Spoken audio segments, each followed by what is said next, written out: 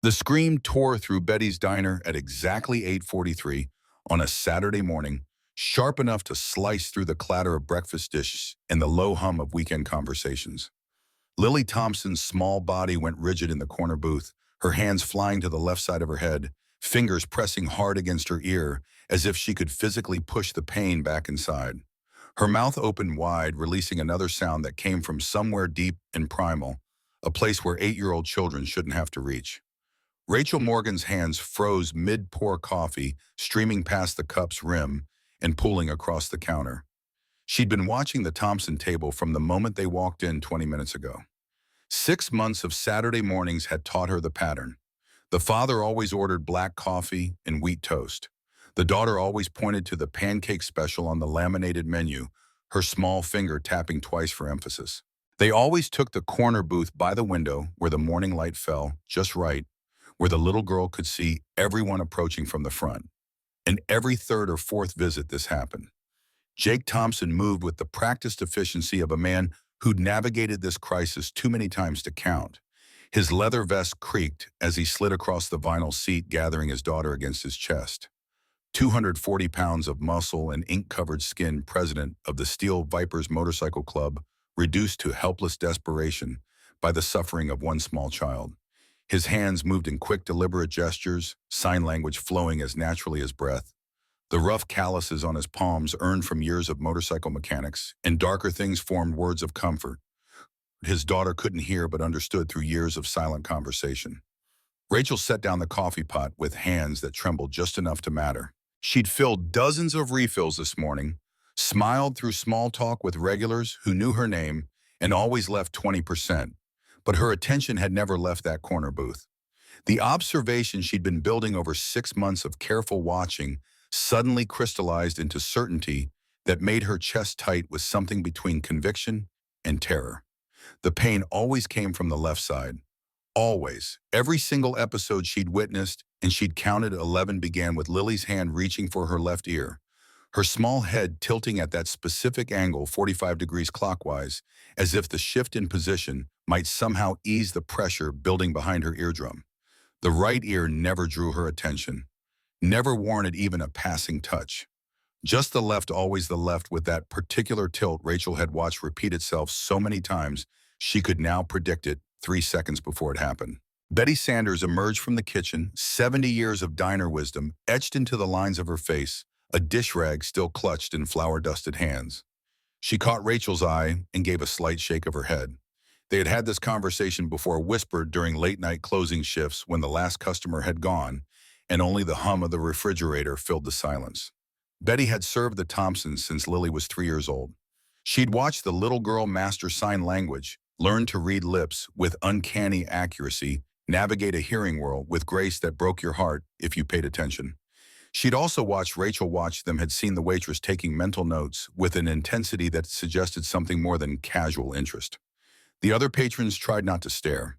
The morning crowd at Betty's knew the unspoken rule: Jake Thompson commanded a certain respect in this part of Austin. The Steel Vipers owned 3 blocks of South Congress, ran legitimate businesses that kept the neighborhood safe, and didn't tolerate disrespect toward their president or his family. But respect didn't mean indifference. Rachel could see the concern in the sideways glances, the way conversations dropped to murmurs, how old man Jenkins at the counter gripped his mug tighter while pretending to study the laminated menu he'd memorized 20 years ago. Lily's trembling began to subside after 90 seconds, the same duration as always. Rachel had timed it once with her phone, felt sick doing it, but the data mattered. 90 seconds of acute distress followed by 20 to 30 minutes of lingering discomfort, then gradual return to baseline. The pattern held with mathematical precision that suggested a physical cause, something structural, something that shouldn't exist in the vague diagnosis every doctor had apparently settled on. Jake's hands continued their fluid conversation, and even from 15 feet away, Rachel could read the desperate reassurance in his movements. She taught herself basic sign language using free YouTube tutorials during slow Tuesday shifts, had practiced fingerspelling customer names until her hands ached, all because she needed to understand what passed between father and daughter when these episodes struck. The memory of Jake's face from 4 months ago surfaced unbidden. She'd been wiping down tables near closing time when she'd overheard him on his phone in the parking lot, his back to the window, shoulders curved in a posture of defeat she'd never seen him display inside the diner. His voice had carried through the spring night, rough with suppressed emotion, talking to someone about another specialist appointment, another $3,000 consultation that had yielded the same conclusion as the previous 22. Profound bilateral sensorineural hearing loss, cause unknown, prognosis unchangeable. Rachel had stood there with a damp cloth in her hand, watching through the window as Jake Thompson, man who'd stared down rival club presidents, who'd built a reputation for never backing down from anything, pressed his forehead against his motorcycle's handlebars and wept. That image had haunted her for weeks. Still did. Some things you couldn't unsee, couldn't unknow. The humanity underneath the leather and ink, the father beneath the president, the man who'd spent 8 years and a fortune trying to give his daughter what every specialist insisted was impossible. Lily's crying softened into hiccuping breaths. Her small hand remained pressed against her left ear, and Rachel noted the gesture, again filed it away with all the other observations that had accumulated in her mental catalog. The tilt of the head, the specific location, the duration, the frequency increasing over the past 2 months, episodes coming closer together. Wednesday afternoon, Saturday morning, Tuesday evening. No pattern to the timing, but absolute consistency in the presentation. 3 weeks ago, Rachel had spent 6 hours of her day off in the Austin Public Library's medical section, scrolling through archived journals on a computer terminal that smelled like old books and desperation. She'd typed search terms with increasing specificity: pediatric hearing loss, foreign body impaction, undiagnosed ear pain, conductive hearing loss misdiagnosed as sensorineural. The rabbit hole had taken her deep into case studies and research papers, written in language that required 3 browser tabs of medical dictionaries to decode. One article had stopped her cold. A case study from Johns Hopkins published 18 months ago. A 6-year-old boy with diagnosed bilateral sensorineural hearing loss who'd been deaf for 4 years. Expensive hearing aids, sign language fluency, resigned acceptance from parents who'd exhausted every option. Until an observant grandmother noticed the child always favored one side, always tilted his head the same way. Until someone finally looked with the right angle of light and found a foam bead lodged deep, camouflaged by years of accumulated wax, pressing against the eardrum and blocking sound transmission so completely that every standard examination had missed it. Removal had been delicate, risky, performed by a specialist under sedation. The boy had walked out of the hospital hearing perfectly from that ear. 4 years of silence erased in 15 minutes because someone had noticed a pattern and refused to accept unexplained as a final answer. Rachel had printed the article with shaking hands, folded it into her apron pocket, where it had lived ever since growing soft from repeated handling, the text fading from her nervous fingers, tracing over the words late at night when sleep wouldn't come. But knowledge and action sat miles apart, separated by a chasm of fear Rachel had been unable to cross. Until now, until she'd watched Lily Thompson's face contort in pain, for the 11th time watched Jake's weathered hands sign words of comfort he couldn't make true, watched the same helpless cycle repeat itself while she stood behind a counter, with coffee going cold in her hands and information in her pocket that might matter, or might be the desperate overreach of a waitress playing doctor. The real barrier, one Rachel couldn't quite admit, even to herself during those late-night hours of wavering conviction, wasn't about medical credentials or legal liability. It was about Danny. About the night 3 years ago when her 13-year-old brother had complained of stomach pain, and Rachel, armed with 2 years of nursing school and dangerous amounts of confidence, had diagnosed a common stomach bug, had told their mother not to worry, had assured Danny it would pass. The appendix had ruptured 12 hours later. Emergency surgery, 3 weeks in the hospital, sepsis that nearly killed him. And Rachel standing in the ICU hallway at 2 in the morning, watching through the window as machines breathed for her brother, learning the hard lesson that good intentions meant nothing when you were wrong, that conviction without expertise could destroy the people you loved most. She dropped out of nursing school the next semester. The instructors had encouraged her to return, told her she had talent, reminded her that doctors made mistakes too, that this was part of learning. But Rachel couldn't forget her mother's face in that hospital hallway, the way she'd looked at her daughter with something beyond disappointment, something closer to betrayal. She'd trusted Rachel's judgment. Danny had trusted his sister, and Rachel had almost killed him through sheer arrogance. The coffee had stopped steaming in the pot. Rachel wiped down the counter with mechanical precision, her eyes still tracking the corner booth, where Lily was finally sitting up, her face blotchy from tears, her small fingers still resting against her left ear. Jake was signing something that made his daughter nod, probably asking if she wanted to leave to go home, where the familiar silence surrounded her like armor against a world too loud and too painful. Betty appeared at Rachel's elbow with the kind of timing that suggested she'd been waiting for this exact moment. The older woman's voice stayed low, meant only for Rachel's ears. "You've been watching them for months. I know that look. That's not curiosity. That's something you think you know." Rachel's grip tightened on the coffee pot. "I don't know anything. I'm a waitress." Betty's weathered hand covered Rachel's, stilling the compulsive wiping motion that had scrubbed the same section of counter for 90 seconds. "You were almost a nurse. You got further than most people trying to help someone. And you've been carrying that article in your apron so long, the paper's about to disintegrate. Either throw it away or use it, but stop torturing yourself with the middle ground."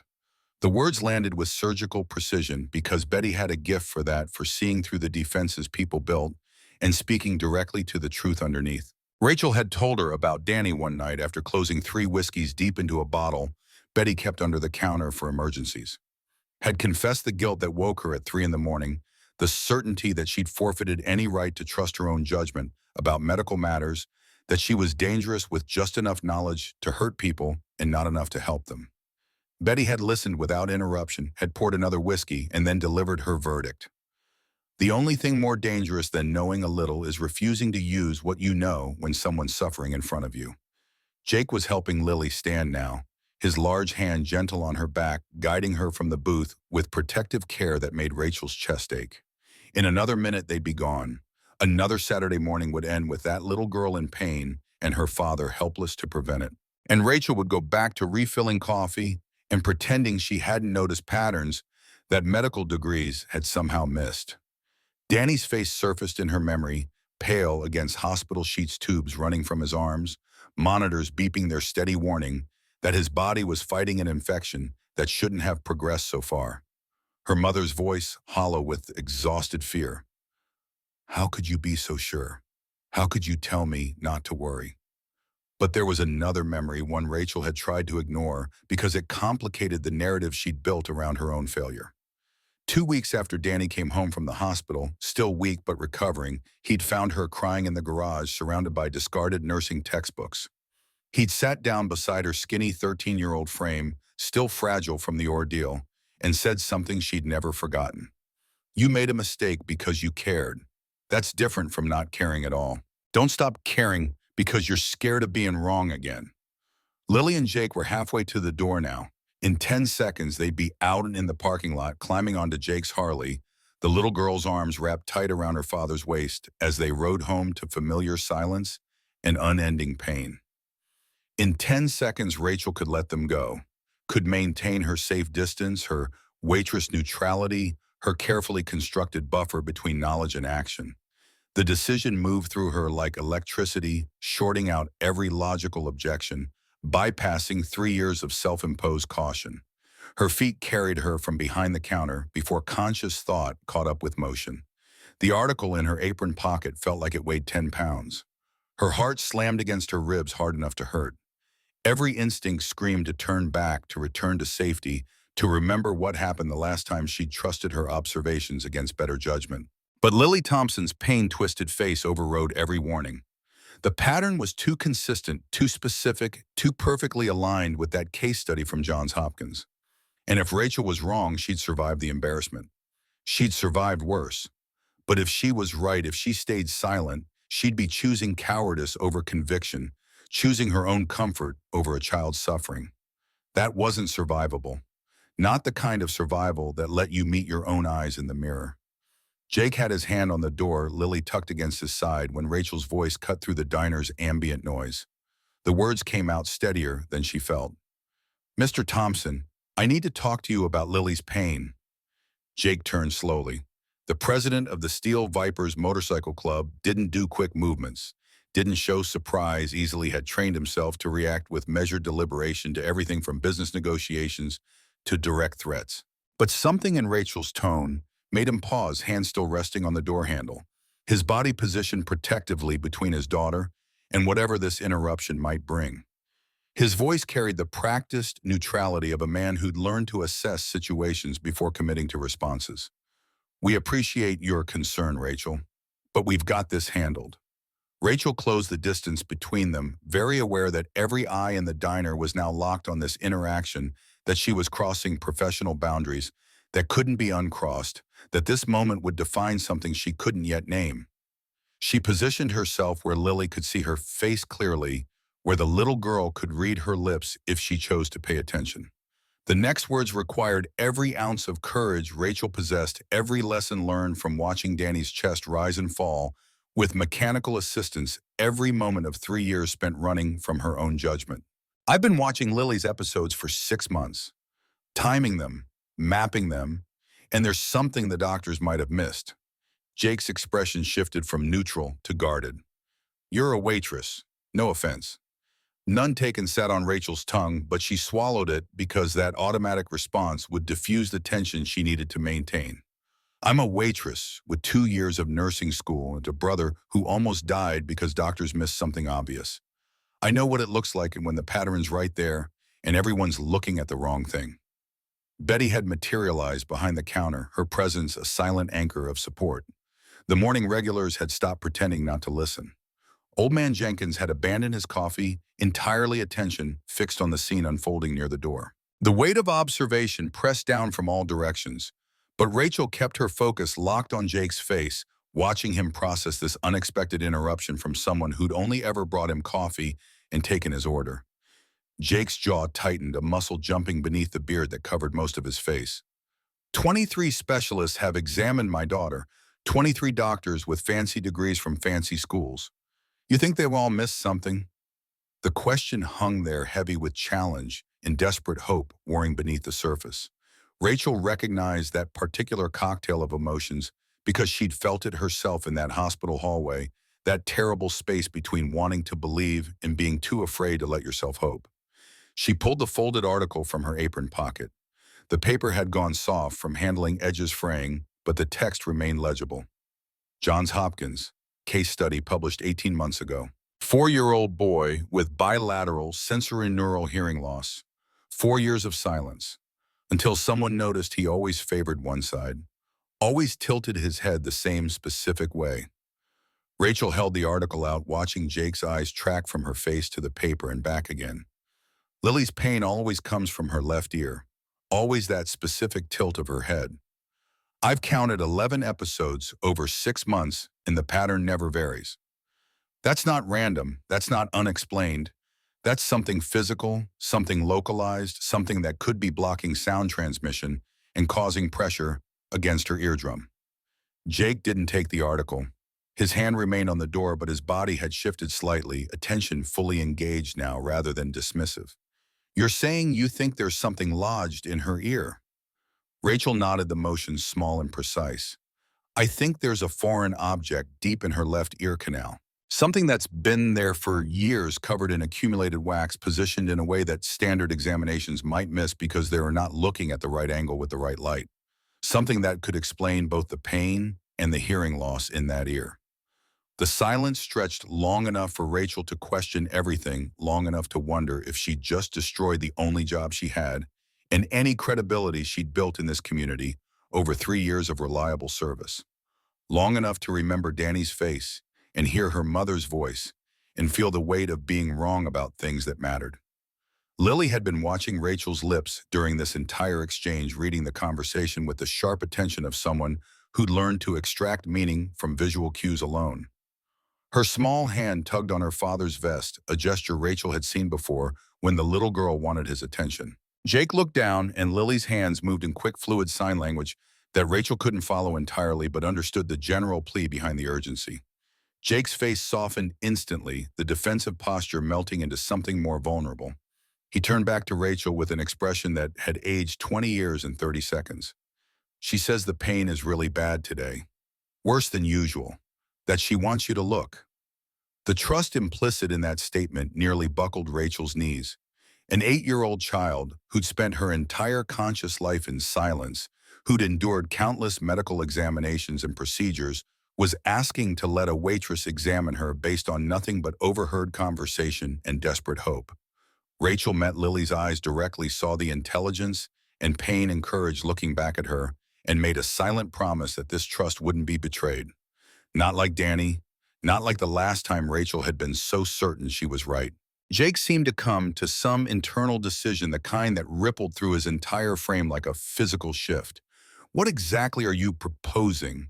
Because I need to be clear, if you're wrong about this, if you hurt my daughter, or give her false hope that destroys her when it crashes, you and I are going to have a serious problem. The kind of problem that doesn't get solved with apologies.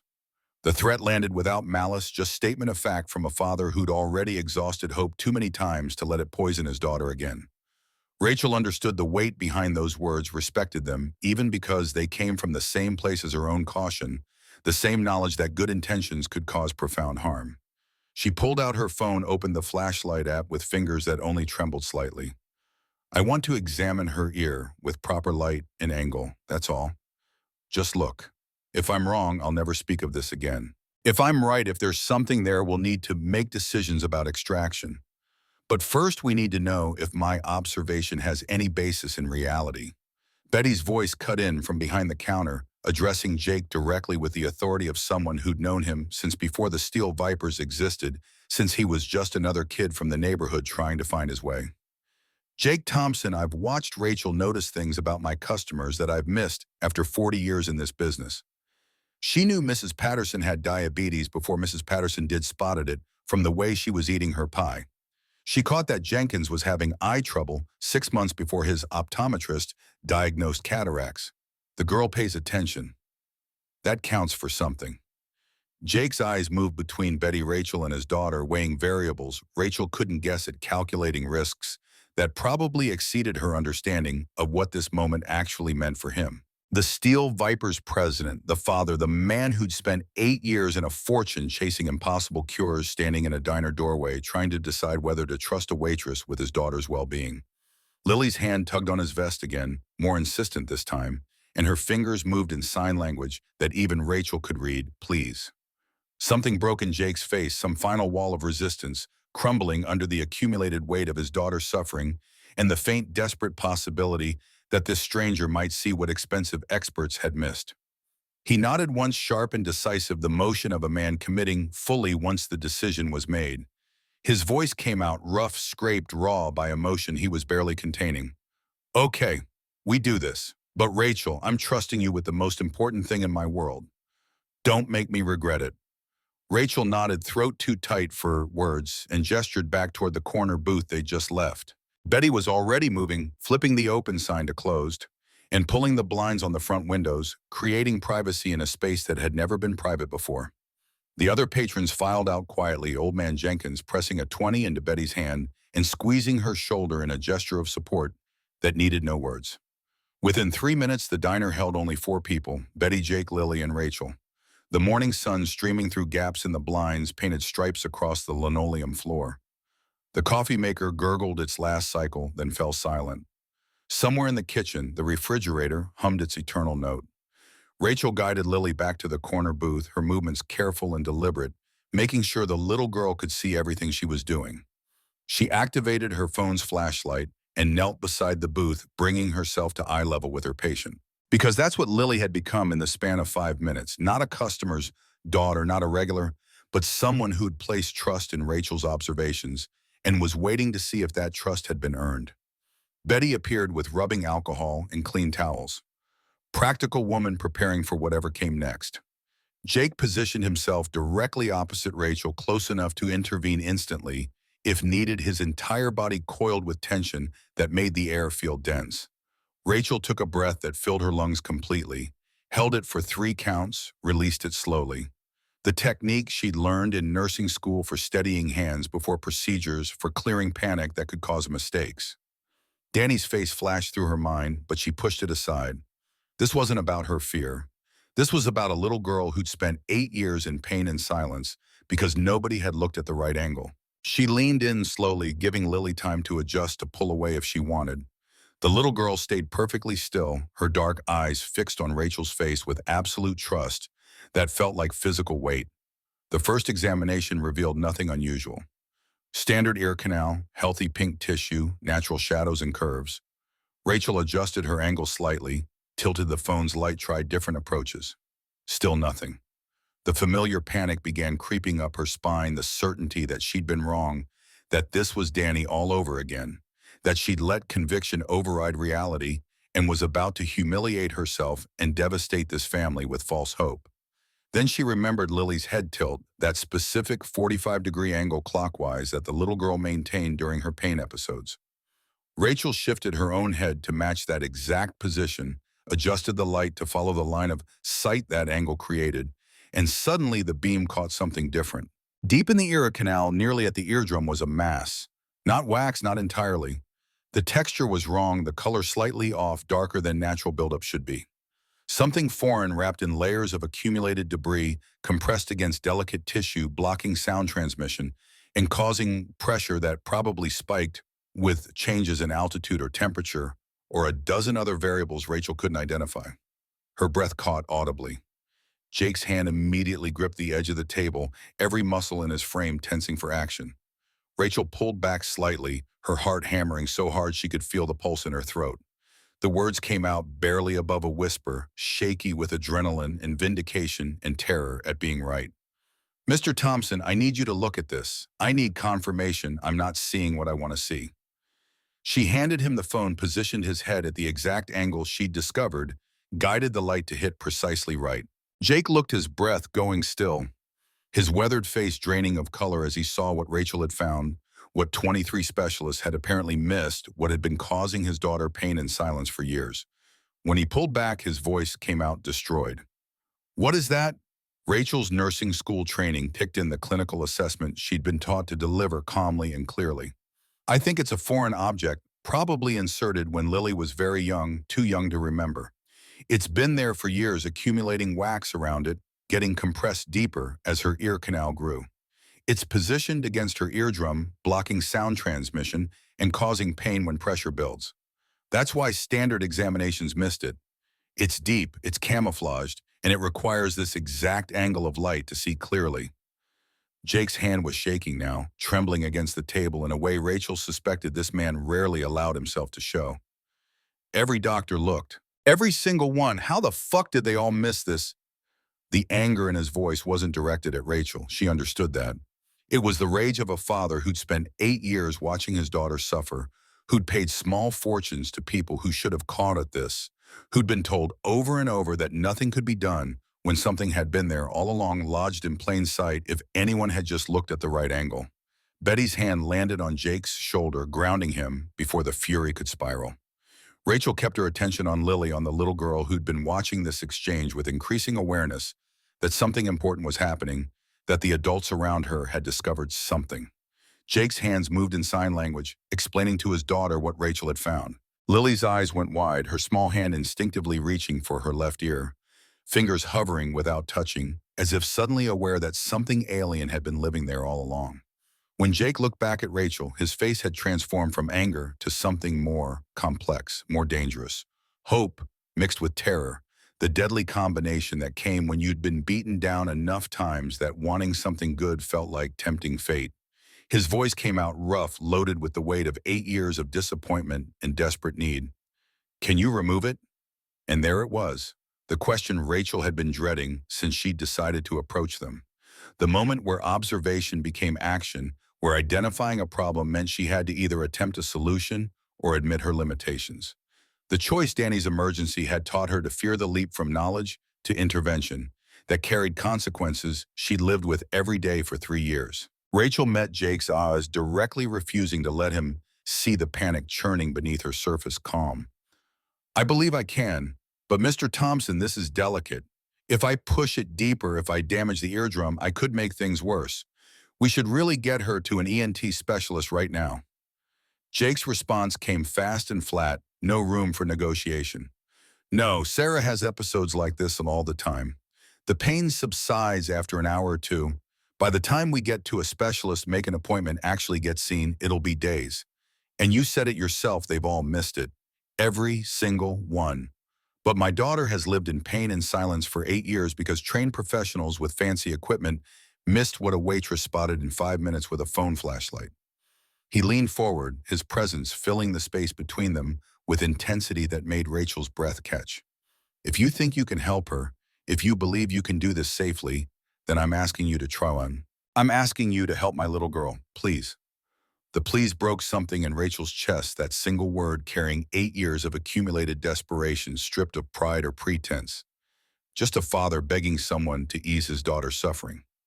She looked at Lily, who'd been reading lips through this entire exchange, who understood that this stranger was offering something nobody else had, who nodded once with grave 8-year-old solemnity that made her seem decades older than her years. Betty was already moving, pulling supplies from under the counter with efficiency that suggested she'd been preparing for exactly this moment. Medical tweezers with rubber tips sanitized and ready, clean towels, rubbing alcohol, a first aid kit that looked more comprehensive than any diner should need, probably stocked by Betty's own paranoid preparedness over 40 years of witnessing every kind of minor emergency. Rachel's hands steadied as she organized the supplies, the familiar rhythm of preparation overriding panic. This was nursing school practical training, the hundreds of hours learning sterile technique and gentle manipulation. This was the muscle memory that survived even when confidence failed, that operated beneath conscious thought when conscious thought would paralyze. She met Jake's eyes one last time before beginning, needing him to understand the full weight of what was about to happen. I need you to keep Lily perfectly still. Any movement, any flinch, and I have to stop immediately. This cannot be rushed. Jake nodded, already positioning his daughter with gentle care, laying her on her right side along the booth's bench, her left ear facing upward toward the light. His large hands bracketed her small shoulders, steady and sure, the same hands that probably handled weapons and machinery and violence, maintaining perfect, delicate control. Lily's eyes found Rachel's face, dark and trusting and brave in a way that made Rachel's throat close with emotion she couldn't afford right now. The little girl's fingers spelled out one word in sign language that Rachel had learned specifically for this family: ready.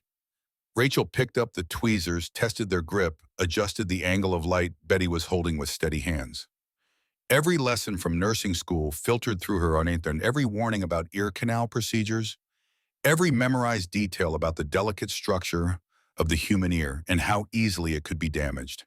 And behind it all, Danny's face, the hospital room, the machines, her mother's devastated expression. The knowledge that certainty meant nothing if you were wrong, that conviction could kill, that the distance between helping and hurting was measured in millimeters and mistakes. But Lily was watching her with eyes that said she believed Rachel could do this. Jake was trusting her with everything that mattered in his world. And the pattern had been too consistent, too specific, too perfectly aligned with documented cases to be coincidence. Sometimes you had to trust your observations, even when trusting yourself felt like the most dangerous thing in the world.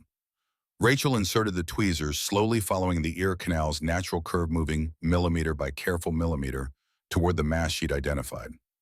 The world narrowed to the small circle of light, the foreign object wedged deep, the trembling in her hands that she forced into stillness through sheer will. This was the moment where everything changed, where the waitress became something else, where observation demanded action, where 8 years of silence might end, or Rachel's worst fears about her own judgment might be confirmed. The tweezers made contact with the mass, and Rachel began the most terrifying work of her life. The foreign object resisted contact, compressed by years of accumulated wax into something harder than Rachel had anticipated. The tweezers' rubber tips found purchase on the edge of the mass, but the angle was wrong, the grip too shallow. She applied the gentlest pressure, testing resistance, feeling forgive, that would indicate safe extraction.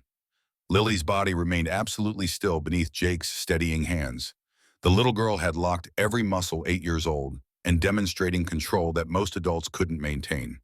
Her breathing came in shallow, measured increments, her eyes fixed on some point beyond Rachel's shoulder, where Betty stood holding the light with unwavering precision.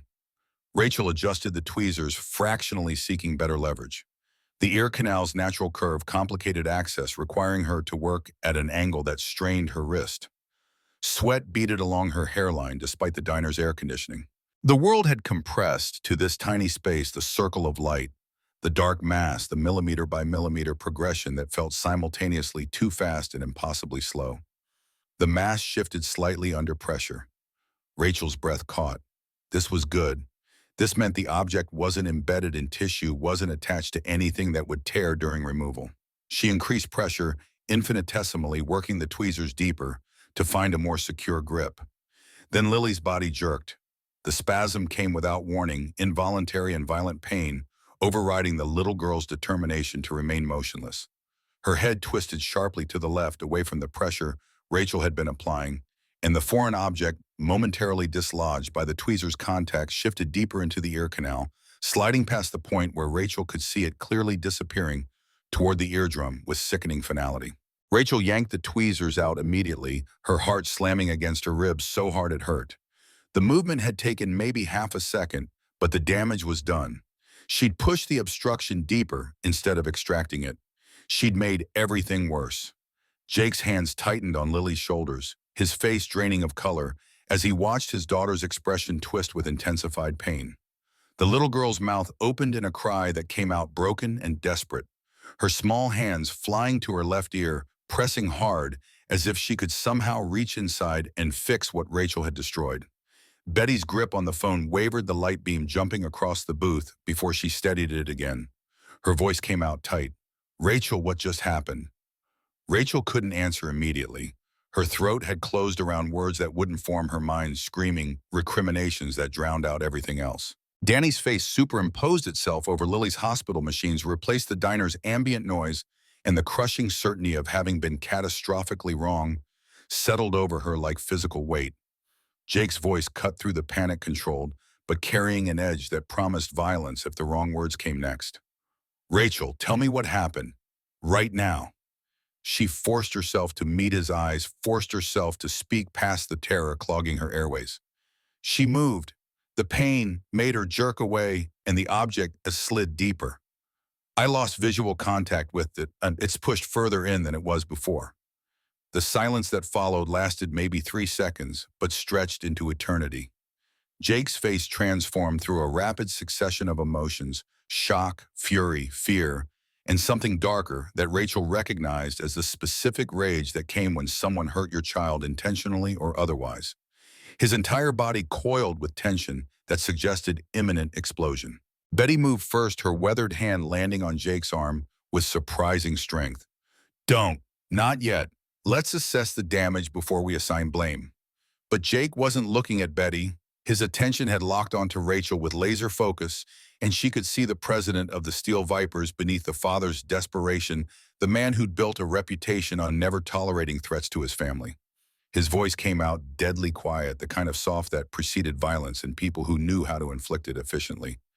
"You said you could do this safely. You said if you were wrong, we'd know. You didn't mention the possibility of making it worse." Rachel's hands were shaking now, trembling so badly she had to clasp them together to stop the visible betrayal of her complete loss of control. Every instinct screamed at her to run, to escape this moment, to disappear before Jake's carefully maintained composure shattered completely. But Lily was crying, real tears streaming down her face as she pressed against her ear, and running would mean abandoning the little girl to pain Rachel had intensified. The front door of the diner crashed open with enough force to rattle the blinds. A man's voice, rough and suspicious, carried across the space. "Jake, what the hell's going on? Why's the diner closed?" Hank Morrison stepped through the doorway, second in command of the Steel Vipers, 6 feet of muscle and suspicion wrapped in leather and ink. He took in the scene with the quick assessment of someone trained to identify threats.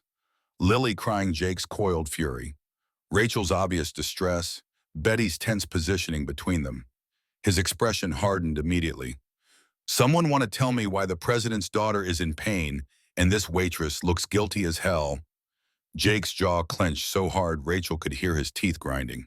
He didn't turn toward Hank, keeping his attention fixed on Rachel as he spoke. Rachel had a theory about Lily's hearing loss. Thought there was something lodged in her ear. "I let her look. She tried to remove it, and she just pushed it deeper instead." Hank's response came fast and furious, crossing the diner floor with purpose that made Rachel's instincts scream danger. "You let a fucking waitress perform medical procedures on your daughter. Have you lost your goddamn mind?" Betty moved to intercept him, small woman placing herself in front of someone twice her size with complete fearlessness. Back down, Hank, this isn't helping. But Hank wasn't interested in de-escalation. His attention had shifted to Rachel and anger radiating from him in waves she could feel from 6 feet away. You've been serving us coffee for 3 years and now you're playing doctor. Do you have any idea what happens when you fuck with the Steel Vipers family? The threat hung explicit and ugly in the air. Rachel had watched enough interactions between Jake and his club members to understand the hierarchy to know that Hank's protective instincts ran deep and his willingness to act on them ran deeper. She'd seen him physically remove a drunk customer who'd gotten too loud near Lily, once had watched him clear a path through crowds, so the little girl wouldn't get jostled, had heard him on the phone threatening legal action against a school that had failed to provide proper accommodation. He was dangerous in the way men who'd survived violence became dangerous, and right now, all that focused threat was directed at her. Jake's hand shot up a gesture that stopped Hank mid-advance. The authority in that simple movement was absolute president commanding a subordinate leader, asserting control over a situation rapidly spiraling towards something none of them could walk back from. Jake's voice carried weight that made the air feel heavy. Stand down. I made the call to let her try. This is on me. Hank's expression suggested he had plenty more to say, but discipline won out over anger. He stepped back fractionlessly, hands curled into fists, body still radiating barely controlled aggression. Fine, but we're taking Lily to the ER right now. Let actual doctors fix whatever damage got done. Lily's hands had been moving during this exchange, signing something urgent and repetitive that Jake finally registered. He looked down at his daughter, his face softening immediately despite the fury still evident in his clenched jaw. When he looked back up, his expression had shifted into something more complex. His voice came out rough. She says the pain is different now. Not worse, just different. She says, he paused, translating the sign language his daughter continued to form. She says it feels like something's moving, like there's pressure releasing instead of building. Rachel's head snapped up, medical training, overriding panic for one crucial moment. That could mean the object shifted position when it moved deeper. If it was pressing directly against the eardrum before and now it's at a slightly different angle, the pressure distribution would change. It might actually be better positioned for extraction, now even though it's deeper. Hank's laugh came out harsh and disbelieving. You're seriously suggesting we let her try again? After she just made it worse? Betty's voice cut through with unexpected force, decades of diner wisdom translated into authority that somehow matched Hank's aggression. I'm suggesting we listen to the child. Lily's lived with this pain for 8 years. She knows what's different and what's the same, and she's saying it's different. Jake was watching his daughter with the intense focus of someone reading meaning and gestures everyone else would miss.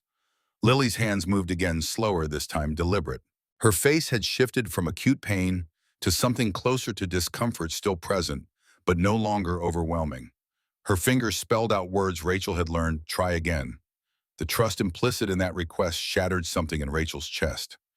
This little girl who'd just experienced increased pain from Rachel's failed attempt was asking for another chance, was demonstrating more courage and faith than Rachel possessed in her own abilities, more willingness to risk further hurt in pursuit of healing than Rachel had shown in 3 years of hiding behind a coffee pot. Jake's internal war played out across his face, father wanting to protect versus father wanting to believe this might actually work. He looked at Hank, then Betty, then finally back to Rachel. If we do this, if I let you try again, you need to be straight with me. What are the actual risks? Not best case scenario, not what you hope will happen. What's the worst outcome if this goes wrong? Rachel forced herself to think clinically, to push past panic and assess realistically. Worst case, I perforate the eardrum. That causes pain, bleeding, temporary hearing loss that could become permanent. It would require surgical repair, or I could push the object so deep it becomes embedded in tissue requiring extraction under sedation by a specialist, or I could cause infection that leads to chronic complications. She met Jake's eyes directly, refusing to soften the truth. Those are the risks, real and serious. But Mr. Thompson, that object has been lodged in Lily's ear for probably 8 years. It's already caused damage we can't quantify until it's out. Waiting for an appointment means days of continued pain and risk that it shifts position on its own into something even worse. And based on the fact that 23 specialists miss this, I'm not confident they'll know what they're looking at even when you get her there. Hank made a sound of disgust. This is insane. Jake, you can't seriously be considering. Jake's hand went up again, silencing his second in command. His attention stayed locked on Rachel, assessing her with an intensity that felt like physical examination. You're scared. I can see it. You're terrified you're going to hurt her again. Rachel nodded, throat too tight for words. Jake's voice dropped lower, meant only for her. Good. Fear means you understand the stakes. Fear means you will be careful. I trust scared and careful more than I trust confident and reckless. He paused, something shifting in his expression. You want to know why I'm willing to let you try again when every logical bone in my body says I should throw you out and take my daughter to the hospital? Rachel waited, unable to predict what would come next. Jake's weathered hand signed something to Lily, received her nod of confirmation, then looked back at Rachel. Because 7 years ago I made a mistake that put my best friend in the ICU for 3 weeks. Took a corner too fast on a group ride, lost control, caused a pileup that broke Marcus's spine in 2 places. Doctors said he'd never walk again. Said I should accept it and move on. He shifted slightly, his voice carrying weight accumulated from years of carrying guilt. But I couldn't accept it. Couldn't just walk away from damage I'd caused. So I researched, found an experimental procedure, convinced Marcus to try something that could either fix him or leave him paralyzed for life. Everyone told me I was crazy, that I was letting guilt override sense, that I should leave it to the experts who'd already decided his fate. Jake's eyes bored into Rachel's. Marcus walked out of that hospital 6 months later. Rides with the club to this day. Because I was too fucking stubborn to accept that the first answer was the only answer. And because he trusted me even when I'd already hurt him once. The parallel hung between them, obvious and deliberate. Rachel understood what Jake was offering: absolution for the failure, permission to try again, despite the risk, the acknowledgement that mistakes didn't disqualify you from attempting repair, if you were willing to carry the weight of potential consequences. But it was Lily who broke the moment, her small hand reaching out to touch Rachel's arm. The little girl's fingers moved in sign language that Rachel had practiced enough to understand. I'm not scared of you. The statement carried more power than any adult reassurance could have managed. An 8-year-old child who just experienced intensified pain from Rachel's failed attempt, declaring without reservation that fear wasn't part of her equation. That whatever happened next, Lily didn't blame Rachel for trying, didn't resent the failure, didn't want the attempt abandoned because it had gotten harder. Rachel's hand steadied. Not completely, the tremor still ran beneath the surface like current through wire, but enough. Enough to pick up the tweezers again, enough to meet Jake's eyes and nod once, enough to accept the weight of trying again when trying had already proven dangerous. Betty was already repositioning the light. Jake settled Lily back onto the booth bench, his large hands gentle on his daughter's small frame. Hank remained near the door, posture rigid with disapproval, but making no move to interfere now that Jake had made his decision clear. Rachel took 3 slow breaths, letting each one fill her lungs completely, holding for 4 counts, releasing for 6. The technique she'd learned for managing performance anxiety, for clearing the panic that could cause hands to shake and judgment to fail. Danny's face tried to surface again, but she pushed it down. This wasn't about her fear. This wasn't about her redemption. This was about a little girl who trusted her despite evidence that trust might be misplaced. She leaned in again, adjusting the phone's light to the angle that had revealed the mass initially. But now the object sat deeper, harder to see clearly, the shadows more pronounced. Rachel's nursing school training filtered through her mind, the delicate structure of the ear canal, the eardrum's vulnerability, the narrow margin between successful extraction and permanent damage. The tremor in her hands intensified as she inserted the tweezers again, following the canal's curve with agonizing slowness. Millimeter by millimeter, watching the rubber tips disappear into shadow, working entirely by feel past the point where vision failed. The foreign object sat beyond her direct line of sight, now pushed deeper by her earlier mistake. Rachel adjusted her angle, working more by instinct than observation. Letting her fingers read the resistance that meant contact, the texture that indicated foreign material versus natural tissue. The tweezers touched something solid, She tested the grip, carefully applying pressure, so gentle it barely registered, confirming she had purchased before attempting actual extraction. Lily's body tensed beneath Jake's hands, anticipating pain, but the little girl didn't move, didn't jerk away, didn't compromise the delicate positioning that this procedure required. 8 years old and demonstrating control that made Rachel's throat close with emotion she couldn't afford during active intervention. Rachel began to pull so slowly the movement was almost imperceptible. The object resisted years of compression, having created resistance that required patience rather than force. She maintained steady pressure, working with the body's natural structure rather than against it, letting the foreign material ease free incrementally instead of trying to extract it in one motion. Sweat ran down her temple. The diner's air conditioning felt inadequate against the heat of concentration and fear. Betty's breathing behind her provided rhythm in, for 3 counts out for 4, the unconscious cadence of someone maintaining calm through sheer will. The object began to move. Rachel could feel it sliding through the ear canal, bringing accumulated wax and debris with it, the resistance gradually decreasing as the mass worked free from where it had been lodged against delicate tissue. Centimeter by excruciating centimeter, emerging toward light and open air, and the possibility that this might actually work. Lily whimpered once, a soft sound of discomfort that made Jake's grip tighten reflexively.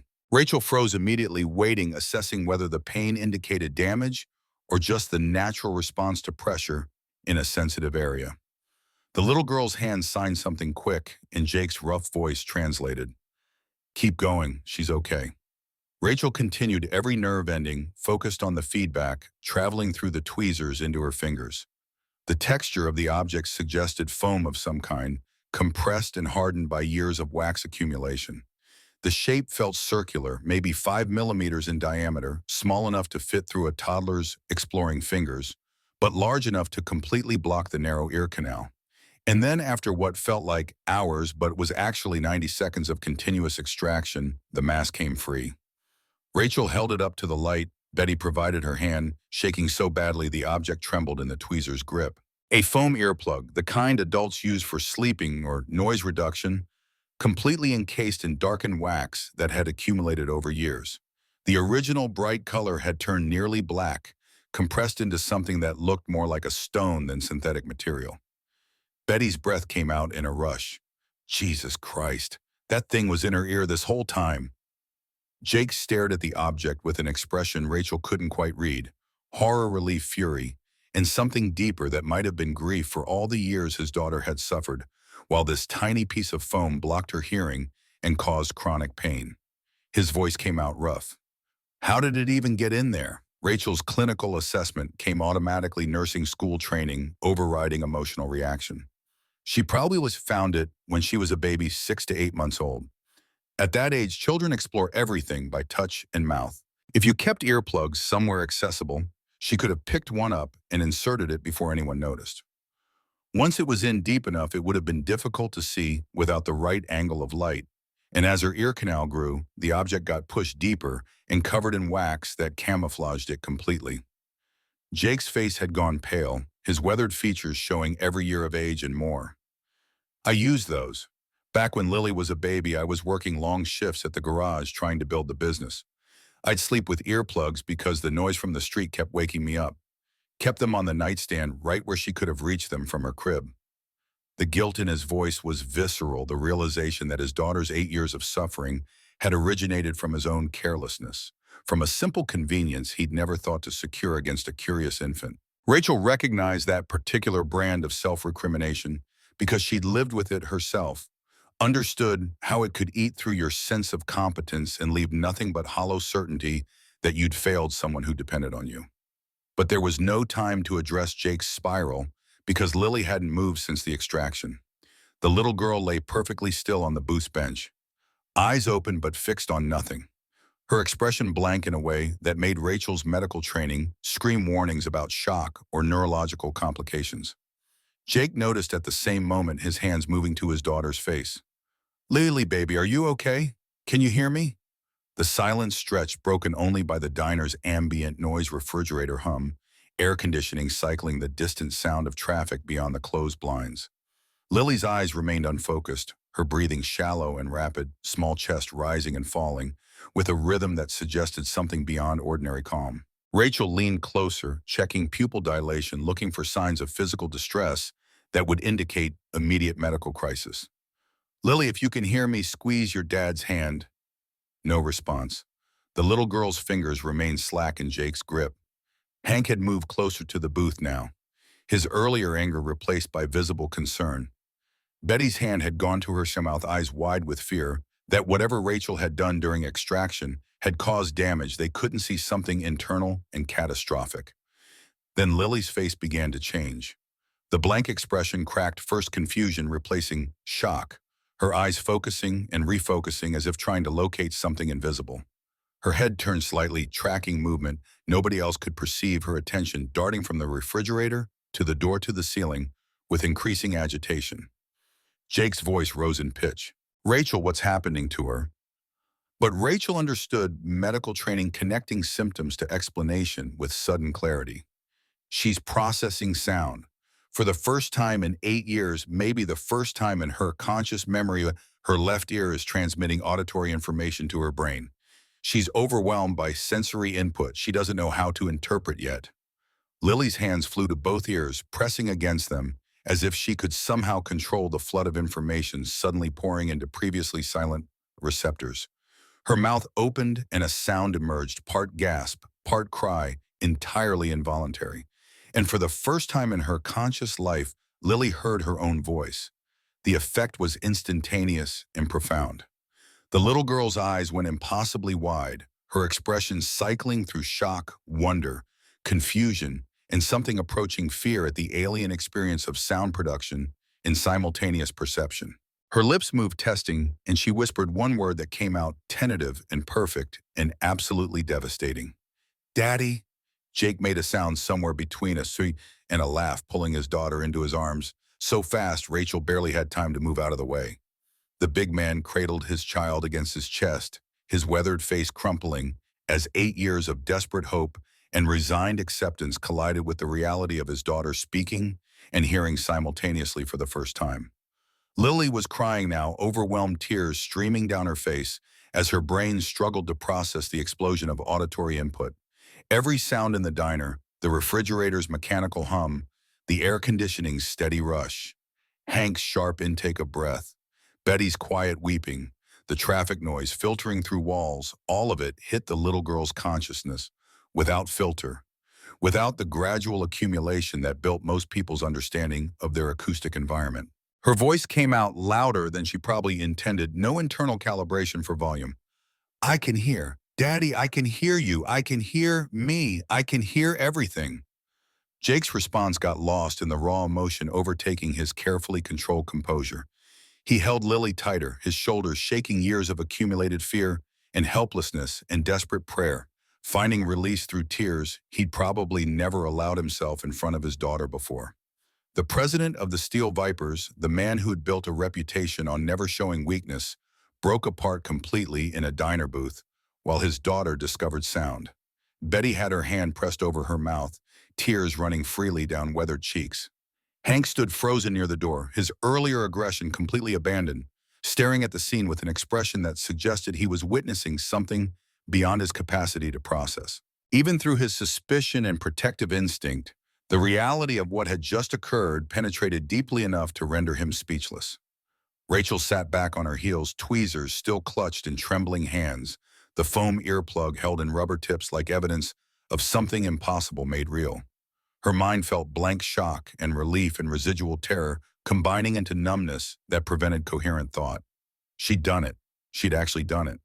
The observation had been correct, the intervention successful, despite the terrifying failure midway through, and Lily Thompson could hear. But the magnitude of what had just happened wouldn't fully register. Yet couldn't fully register while adrenaline still flooded her system, and Lily's overwhelmed crying filled the space with proof of restored hearing, and Jake's breakdown continued with intensity that suggested years of accumulated emotion finding sudden exit.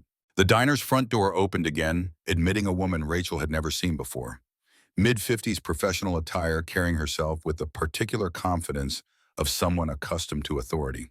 She took in the scene with quick assessment, closed diner crying child, large man holding her waitress on the floor, with medical supplies scattered around her two other adults in various states of emotional distress. Her voice carried professional concern with underlying steel. I'm Dr. Patricia Simmons. I was having breakfast here when you closed. I've been waiting outside, but I heard crying and wanted to make sure everyone's okay. Jake's head snapped toward the newcomer, protective instinct overriding everything else. He shifted Lily behind him, slightly, one hand still wrapped around his daughter, while the other moved to a position that suggested readiness for confrontation. His voice came out rough from crying but carried unmistakable warning. We're fine, family business.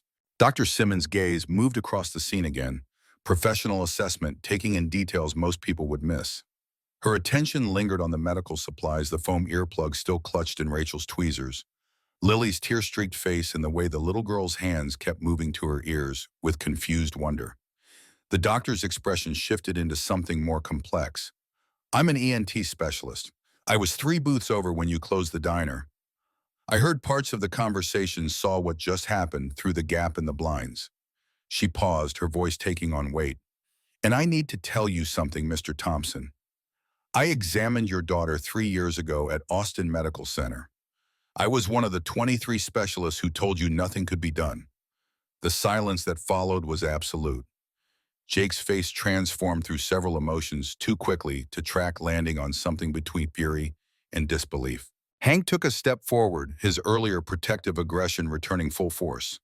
Even Betty's expression, hardened decades of diner diplomacy, abandoned in the face of this admission. Dr. Simmons held up both hands, a gesture of surrender and acknowledgement. I missed it. I looked in her ear canal with proper equipment, proper lighting, and I completely missed what this waitress spotted with a phone flashlight. And I need to understand how that happened, because if I missed this, I've likely missed others. The honesty in her voice carried weight that seemed to penetrate Jake's anger. He remained tense, but his posture shifted slightly, making space for explanation rather than immediate violence. Lily had stopped crying, overwhelmed tears giving way to the intense concentration of someone trying to process too much auditory information at once. Her small hands moved in sign language that Jake translated automatically. She wants you to look at her ear. She wants to make sure Rachel didn't hurt anything. Dr. Simmons approached slowly, every movement telegraphed and careful, making herself as non-threatening as possible, while crossing space that felt charged with barely controlled aggression. She knelt beside the booth where Rachel still sat, meeting the younger woman's eyes, with an expression that combined professional assessment and something approaching respect. Her voice stayed quiet, meant primarily for Rachel. May I see what you removed? Rachel handed over the tweezers without speaking, throat too tight for words, watching as the ENT specialist examined the foam earplug under better light from her phone. Dr. Simmons's face registered recognition and something darker. The realization of significant professional failure, the understanding that her examination 3 years ago had been inadequate in ways that extended someone's suffering unnecessarily. She looked back at Rachel. How did you identify it? What did you see that I missed? Rachel's nursing school training provided structure when emotion threatened coherence. I watched the pattern. Lily's pain always originated from her left ear, always the same head tilt 45 degrees clockwise. I suspected foreign body impaction, researched similar cases, found documentation about how accumulated wax can camouflage objects deep in the canal. Then I used the head tilt itself as guidance, examined her ear at the exact angle she naturally assumed during pain episodes. The light caught it differently from that position. Dr. Simmons absorbed this with visible discomfort, each word highlighting methodology that should have been standard practice, observation that should have been automatic. I examined her sitting upright in a standard position. I used an otoscope with appropriate magnification. I followed every protocol in the textbook. And I completely missed what you found because I wasn't thinking about patient behavior as diagnostic information. She turned to Jake, her professional composure showing cracks that revealed genuine remorse underneath. Mr. Thompson, I'm going to examine your daughter now to make sure the extraction didn't cause damage. Then I'm writing this up as a case study, submitting it to every medical journal that will publish it, and incorporating this observation methodology into my practice and teaching. This should never have happened. Your daughter shouldn't have suffered for 8 years because I failed to look at the right angle. Jake's response came after several seconds of visible internal debate. You examine her. You make sure Rachel didn't accidentally hurt her getting that thing out. Then we're taking Lily to the hospital for full evaluation, and you're going with us to explain to whoever's on duty exactly what happened and why this matters." Simmons nodded, once crisp and professional, then focused entirely on Lily. The examination took 10 minutes of careful, methodical assessment. She checked the ear canal for damage, examined the eardrum for perforation, tested Lily's hearing response with increasingly complex sounds, while the little girl's expression cycled between wonder and overwhelming confusion. When she finished, Dr. Simmons sat back with an expression that mixed professional satisfaction with personal devastation. "The eardrum is intact, no perforation, no visible damage to the canal tissue. There's some redness from the extraction, which is normal, and some residual wax that will clear naturally. Her hearing in the left ear appears to be completely normal, though we'll need proper audiometry to confirm threshold levels." She looked at Rachel directly. "You did this perfectly. The technique was sound, the execution was careful, and you achieved a result that, frankly, I'm not certain I could have replicated given the depth and position of that object."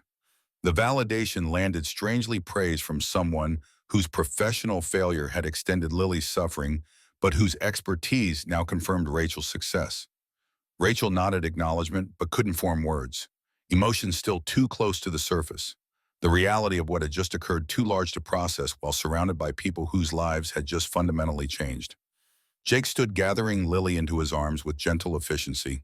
The little girl wrapped her arms around her father's neck, face pressed against his shoulder, small body still trembling from sensory overload. Her voice came out muffled but audible, testing this new ability to hear herself speak. "Everything is so loud, Daddy. Is it always this loud?" Jake's laugh came out wet and broken. "Yeah, baby, it's always this loud. You'll get used to it, I promise." Hank had moved to the door already on his phone, making arrangements that Rachel couldn't quite hear, but assumed involved hospital logistics and probably Steel Viper's backup. Betty was cleaning up the medical supplies with shaking hands, organizing chaos back into order, because that's what she did. That's how she managed crisis through practical action and familiar routine. Dr. Simmons collected her things, pulled out a business card, and handed it to Rachel. "I don't know your background, don't know if you have medical training or just exceptional observational skills, but you should be in healthcare. What you did today, the pattern recognition, the research, the courage to act on observation despite lacking credentials, that's what medicine should be. That's what I forgot somewhere between medical school and 3 years ago when I examined Lily and saw nothing worth investigating further." She turned back to Jake. "I'll meet you at Austin Medical Center. I'm calling ahead to arrange priority intake with the head of ENT. Your daughter is going to be a case study that changes how we examine pediatric hearing loss. That's not compensation for the years she suffered, but it might prevent other children from experiencing the same thing." Jake nodded once, still holding Lily close. He looked at Rachel, and his expression carried too many emotions to parse gratitude, lingering shock. Something approaching awe that a waitress had achieved what 23 specialists had failed to accomplish. His voice came out rough. "Rachel, I don't know how to thank you. I don't have words for what you just gave my daughter gave me. But I'm going to find a way to make this right, to make sure you understand what this means." Rachel finally found her voice, though it came out smaller than she intended. "Just love her. Just help her adjust to this. That's enough." But watching Jake carry Lily toward the door, seeing the little girl's face buried against her father's shoulder, while she processed a world suddenly full of sound, Rachel knew it wouldn't be enough. Not for Jake, not for the Steel Vipers, not for a community that took care of their own and repaid debts with interest that couldn't be measured in simple currency. The diner felt impossibly quiet after they left, though that was relative. The refrigerator still hummed, the air conditioning still cycled traffic, still filtered through walls. But the human noise had gone, taking with it the intensity that had filled the space for the past hour. Betty locked the door behind them, flipped the sign back to closed, and turned to Rachel with an expression that combined pride and concern in equal measure. "You did it. After 3 years of running from your own judgment, you trusted yourself, and you did it." Rachel's legs gave out suddenly controlled collapse that put her on the floor with her back against the counter. The adrenaline was draining now, leaving exhaustion and trembling hands in the delayed processing of what had just occurred. She'd performed a medical procedure without license or supervision, had extracted a foreign object from a child's ear canal, despite having no legal authority to do so, had risked everything on observation and instinct and desperate hope. And it had worked. Lily could hear. 8 years of silence and pain ended because Rachel had noticed patterns and refused to stay quiet despite every instinct screaming to protect herself from potential failure. Betty slid down beside her old knees, protesting but managing the descent, and wrapped one arm around Rachel's shoulders. They sat there in silence, real silence now, companionable and still, while Rachel's hands slowly stopped shaking and the magnitude of the morning settled into something approaching comprehension. The hospital confirmed everything Dr. Simmons had assessed. Lily's left ear showed completely normal hearing function once the audiologist ran comprehensive tests. The right ear remained profoundly deaf, confirming that the bilateral diagnosis had been partially correct. There was sensorineural hearing loss in one ear, cause still unknown, but the left ear's hearing loss had been purely mechanical obstruction, masquerading as permanent nerve damage. Jake listened to the findings with visible emotion he no longer tried to hide. The steel vipers present had cracked open in that diner booth and apparently decided not to seal the vulnerability back up.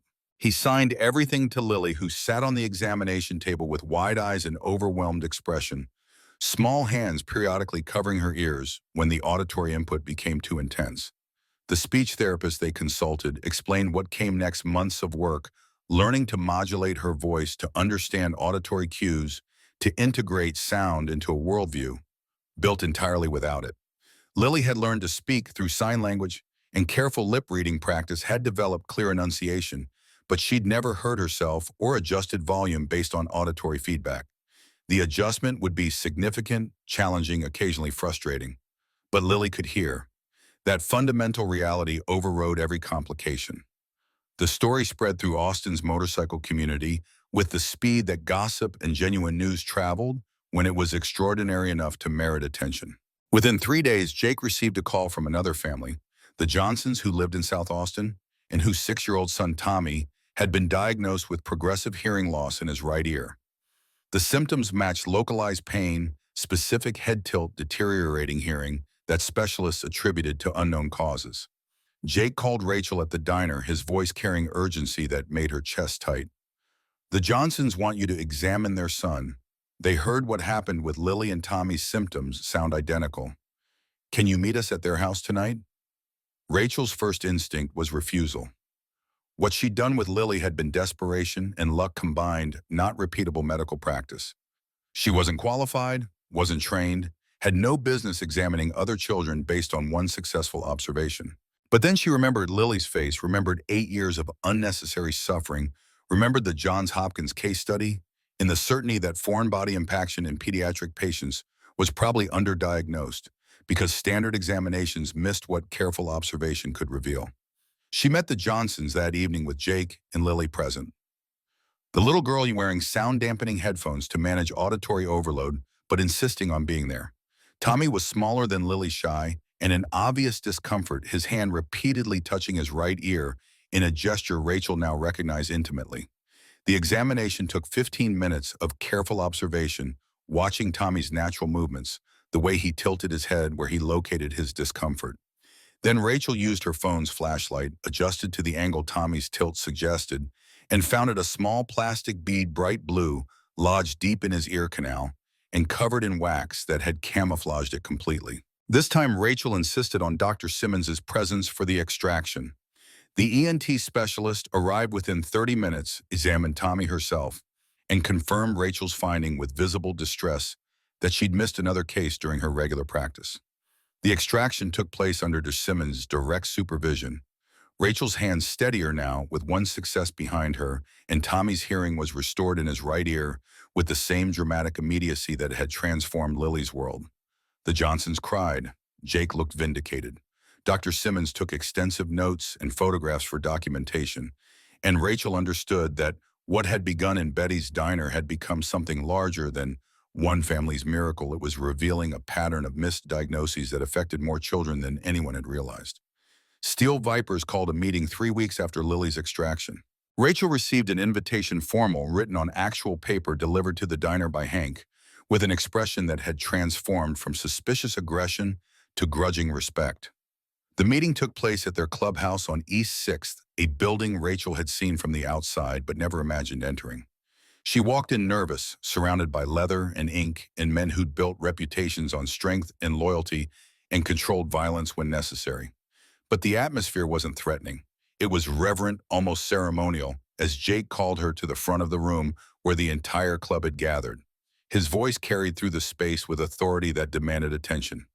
Rachel Morgan saved my daughter when 23 doctors failed. She did it with observation and courage and willingness to risk everything on being right. The Steel Vipers pay our debts. Always. He handed her an envelope. Inside was documentation that her student loan debt, all $47,000, accumulated from 2 years of nursing school and compounding interest, had been paid in full. There was also a check for $10,000 designated for educational expenses when you're ready to go back. Rachel's hands shook holding the papers. This was more money than she'd ever seen, more financial freedom than she'd imagined having for decades. The student loans had been crushing weight monthly payments that consumed most of her waitressing income, constant reminder of education, abandoned, and dreams deferred.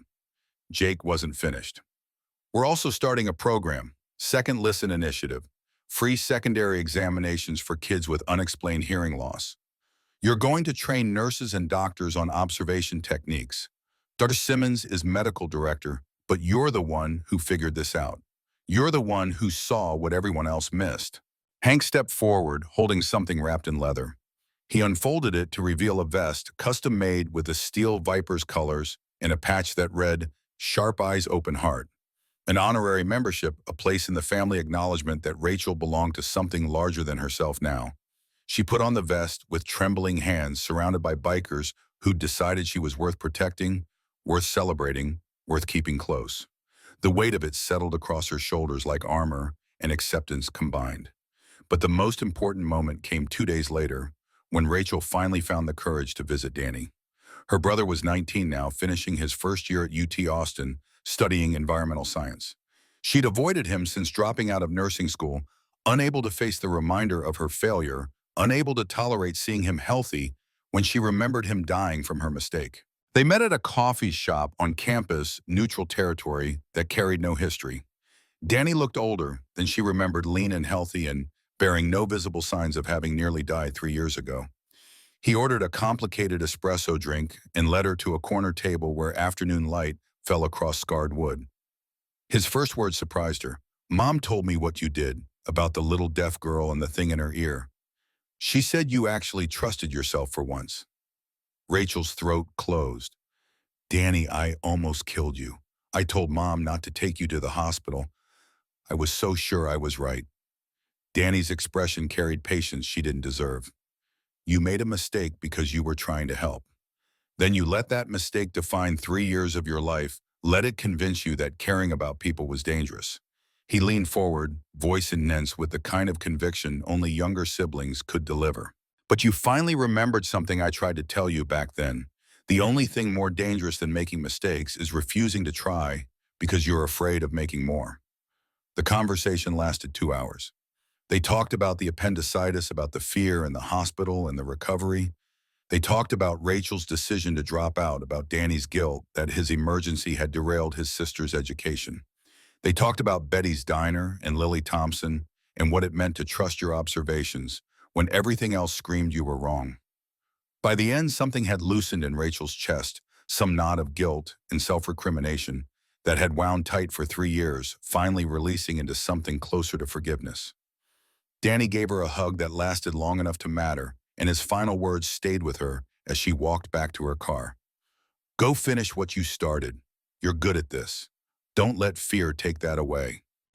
Rachel enrolled in nursing school 3 weeks later, using the Steel Vipers' money to cover tuition. She kept her position at Betty's part-time now weekends only because the diner had become home in ways that transcended employment. But her primary focus shifted back to medical training, this time with maturity and perspective that 2 years of waitressing and one dramatic extraction had provided. The Second Listen initiative launched officially 6 months after Lily's restoration. Jake and the Steel Vipers funded it completely, creating a legitimate nonprofit with Dr. Simmons as medical director and Rachel as training coordinator once she finished nursing school. They partnered with clinics throughout Texas offering free comprehensive examinations for children whose hearing loss had been diagnosed as unexplained or permanent. The results were staggering. In the first 18 months, the program screened 800 children. 19 of them had foreign body impaction that had been missed by initial examinations. Beads, foam pieces, small toys, organic material that had lodged deep and been covered by wax until standard examinations revealed nothing obvious. 19 children whose hearing was restored because someone decided to look twice to observe behavior as diagnostic information to question whether unexplained actually meant we haven't looked at the right angle yet. Medical schools began requesting Rachel and Dr. Simmons for lectures. The case study they published together, Behavioral Observation as Diagnostic Tool Missed Foreign Body Impaction in Pediatric Hearing Loss, became required reading in ENT programs. The methodology spread beyond Texas, influencing examination protocols nationwide. But the most profound changes were personal, intimate, happening in the Thompson family and Betty's diner, and the space Rachel now occupied in both. Lily's adjustment to hearing took months of work. Speech therapy, 3 times weekly, practicing volume control and tonal variation, learning to process auditory information that most people absorbed unconsciously from birth. The little girl experienced setbacks, overwhelming noise that triggered anxiety, frustration when she couldn't make her voice do what she wanted, moments of wanting the familiar silence back because at least it had been predictable. Jake navigated it all with patience Rachel had never witnessed before. The Steel Vipers president learned about sensory processing, about gradual exposure therapy, about creating quiet spaces where his daughter could retreat when the world became too loud. He bought noise-canceling headphones, installed sound dampening in Lily's room, adjusted their entire life around helping his daughter integrate this new sense without drowning in it. And slowly, incrementally, Lily began to thrive. She discovered music first. Jake playing old country songs on the truck's radio during their Saturday drives, watching in the rearview mirror as his daughter's face transformed with wonder at organized sound that told stories. Lily became obsessed, asking to hear everything, building a catalog of songs that made her feel things she couldn't quite articulate yet. Then she started singing. Tentatively at first, voice uncertain and volume erratic, but with determination that reminded Rachel why she trusted this little girl's courage enough to try extraction a second time. Lily's natural ear for pitch surprised the speech therapist, who mentioned that some deaf children who gained hearing late showed unusual musical aptitude, possibly because they approached sound with analytical attention most hearing people never developed. By the time Lily turned 9, she was performing at local open mic nights. Jake watching from the front row with expression that suggested he was witnessing miracles on a weekly basis. Her voice carried something unique, clarity and control, built from years of speaking without hearing herself, combined with emotional depth that came from understanding silence as contrast to sound. Rachel attended every performance, sitting with Betty in the back, watching this child she'd helped transform into someone confident and vibrant and completely herself. The trust Lily had shown in that diner booth, asking Rachel to try again, despite pain and fear, had evolved into genuine friendship that transcended the circumstances of their meeting. Lily called her Aunt Rachel now, introduced her to teachers and friends as the person who made me hear, saved seats for her at school concerts and birthday parties and Steel Vipers family events. The little girl had decided Rachel belonged to her, and Lily's claim came with protection and loyalty that the entire club enforced. Jake's gratitude manifested in quieter ways, making sure Rachel's car got serviced at cost by club mechanics, ensuring she never paid for meals at any establishment with Steel Vipers connections, checking in during her nursing school exams to offer encouragement. Their relationship remained friendly, respectful, bounded by appropriate distance given the circumstances and age gap, but deepened by shared experience of Lily's transformation. He showed up at Rachel's nursing school graduation 3 years later, Lily beside him in a dress that had probably required extensive negotiation, and both of them cheered loud enough to embarrass Rachel completely when her name was called. The diploma felt weightier with them in the audience validation that the decision to trust herself in that diner had led to reclaiming something she'd abandoned too easily. The job offers came from prestigious hospitals and specialty clinics, positions that would have meant significant salary increases and career advancement. Rachel turned them all down. Instead, she accepted a position at East Austin Community Clinic, serving low-income families who couldn't afford repeated specialist consultations, working specifically in pediatric care, with focus on thorough examinations that prioritized observation over expensive technology. Betty had asked her once during a late-night closing shift why she'd chosen the community clinic over more impressive opportunities. Rachel's answer came easily. I don't want to work where every patient can afford to be seen 23 times. I want to work where one thorough examination can change everything, where paying attention matters more than having money. Betty had nodded approval, understanding what motivated Rachel now. Not redemption for past mistakes, but commitment to making sure observation and careful attention became standard practice rather than exceptional occurrence. 5 years after Lily's extraction, the Thompson family and Steel Vipers gathered at Betty's diner for an anniversary celebration.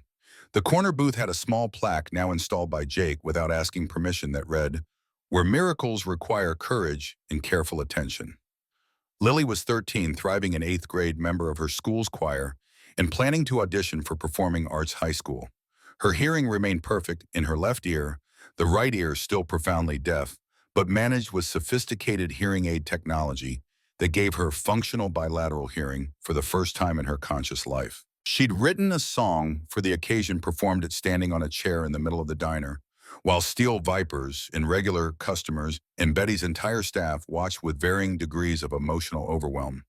The lyrics told the story of silence and sound pain and healing trust and courage, everything condensed into 3 minutes of melody that Lily delivered with voice that had matured into something genuinely special. The final verse landed with power that made Rachel's throat close. Sometimes miracles don't need white coats, just someone brave enough to notice. The silence inside the noise, the pattern underneath the pain, someone willing to look twice when everyone else looked away. The room erupted into applause that was probably too loud for Lily's still sensitive processing, but the girl's smile suggested she didn't care. Jake was crying openly, no longer embarrassed by displays of emotion his daughter had taught him were strength rather than weakness. Hank was wiping his eyes with the back of his hand, trying to maintain tough guy composure and failing completely. Betty had baked a massive cake decorated with musical notes and a stethoscope because she'd never been subtle about symbolism. Rachel cut the first slice, handed it to Lily with something approaching ceremonial gravity, and watched this child she'd helped rediscover the world navigate social interactions with confidence that would have seemed impossible 5 years ago. Later, after the crowd had thinned and only family remained, Jake pulled Rachel aside. His expression carried the weight of something he'd been preparing to say, something that required privacy and careful delivery. His voice stayed quiet, meant only for her ears. You know what the hardest part of all this was? Not the medical bills or the failed appointments, or even watching Lily suffer. It was accepting that I couldn't fix it myself, that all my strength and resources and determination meant nothing against something I couldn't identify or access.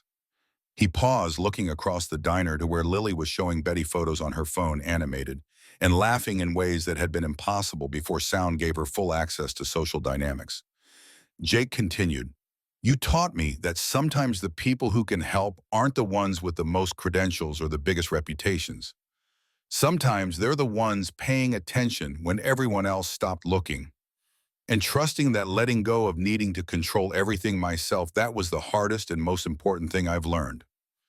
Rachel understood the gift implicit in his words, not just gratitude for Lily's healing, but acknowledgement that Rachel had given him permission to trust beyond his own capabilities, to accept help from unexpected sources, to recognize that strength sometimes meant knowing when to step back and let someone else try. She met his eyes directly. "You trusted me with your daughter when every logical reason said you shouldn't. That kind of courage matters just as much as whatever skill I brought to the observation. Maybe more." The moment stretched between them, weighted with 5 years of shared history, then Jake smiled, something genuine and unguarded that transformed his weathered face completely. "We make a good team, Steel Vipers and their honorary sharp-eyed waitress turned nurse." Rachel laughed, surprising herself with how easy it felt. "Former waitress, Betty still hasn't forgiven me for cutting back to weekends only." Betty's voice carried from across the diner, proving she'd been eavesdropping. "I'll forgive you when you convince more nurses to work in community clinics, instead of chasing prestigious hospital positions." Until then, you're on thin ice. The gathered family laughed the sound filling Betty's diner with the kind of warmth that made the space feel less like a business and more like the home it had become for everyone present. The Second Listen initiative expanded beyond Texas in its seventh-year satellite programs, launching in Arizona, New Mexico, and Louisiana. Rachel trained nurses and medical students across the Southwest, teaching observation techniques that seemed obvious once explained, but were revolutionary in their systematic application. The program had screened over 2,000 children by then, identifying 73 cases of missed foreign body impaction and restoring hearing in kids whose families had been told nothing more could be done. Each success story carried a version of Lily's journey, the years of suffering, the expensive consultations, the resignation to permanent loss, then the dramatic reversal when someone finally looked at the right angle with proper attention. Rachel attended as many of these moments as her schedule allowed, witnessing families experience the same overwhelming joy and relief that had filled Betty's diner that Saturday morning years ago. But she always returned to Austin to the community clinic and Betty's weekend shifts and Steel Vipers family events. The recognition and expansion were validating, but the core of what mattered remained local, intimate, grounded in the relationships that had formed around one little girl's restored hearing. Lily graduated from Performing Arts High School with multiple scholarship offers for music programs. She chose UT Austin, staying close to home, majoring in music therapy, with focus on working with deaf and hard of hearing children. The choice surprised no one who knew her story. Lily had found her purpose in the intersection of sound and silence, in helping others navigate the transition she'd experienced, in using her unique perspective to bridge communication gaps most people never understood existed. Rachel attended her first recital at UT, sitting between Jake and Danny in an auditorium that felt too large for the intimacy of what Lily's performance represented. The piece she'd chosen was complex, emotionally demanding, requiring vocal control that showcased years of work translating natural talent into technical skill. But what struck Rachel most was the confidence in Lily's presence, the way she commanded the space with authority built from understanding. She belonged there, that her voice deserved to be heard, that the silence she'd known for 8 years had given her insights about sound that made her interpretation unique and powerful. The final note hung in the air for 3 full seconds before applause erupted. Jake was crying again, had probably started crying before Lily even opened her mouth, and Rachel found her own vision blurred by tears that came from witnessing the full arc of transformation from 8-year-old girl in pain to 18-year-old woman owning her artistry without reservation. After the performance, standing outside the recital hall in Austin's warm spring evening, Lily hugged Rachel with strength that surprised her. The girl had grown tall, would probably match her father's height eventually, but the hug carried the same trust she'd shown at 8 years old when she'd asked Rachel to try extraction a second time. Lily's voice stayed quiet, meant just for Rachel. I'm going to work with deaf kids, help them understand that however they experience the world is valid, that hearing isn't better than silence, just different, and that sometimes miracles happen when someone pays attention to patterns everyone else ignores.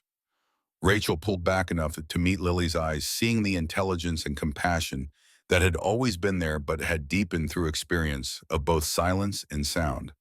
You're going to be extraordinary at it. You already are. They returned to Betty's diner late that night, the usual post-performance celebration requiring familiar space and Betty's cooking in the community that had formed around one family's transformation. The corner booth had become almost sacred, still available for regular customers, but everyone in the neighborhood understood its significance, treated it with respect that bordered on reverence. Jake ordered his standard black coffee and wheat toast. Lily got the pancake special, tapping the menu twice in gesture that had become tradition, even though she could speak her order now. Rachel poured coffee with practiced ease, movements automatic from years of weekend shifts, comfortable in the rhythms of this space that had become home in ways that transcended employment.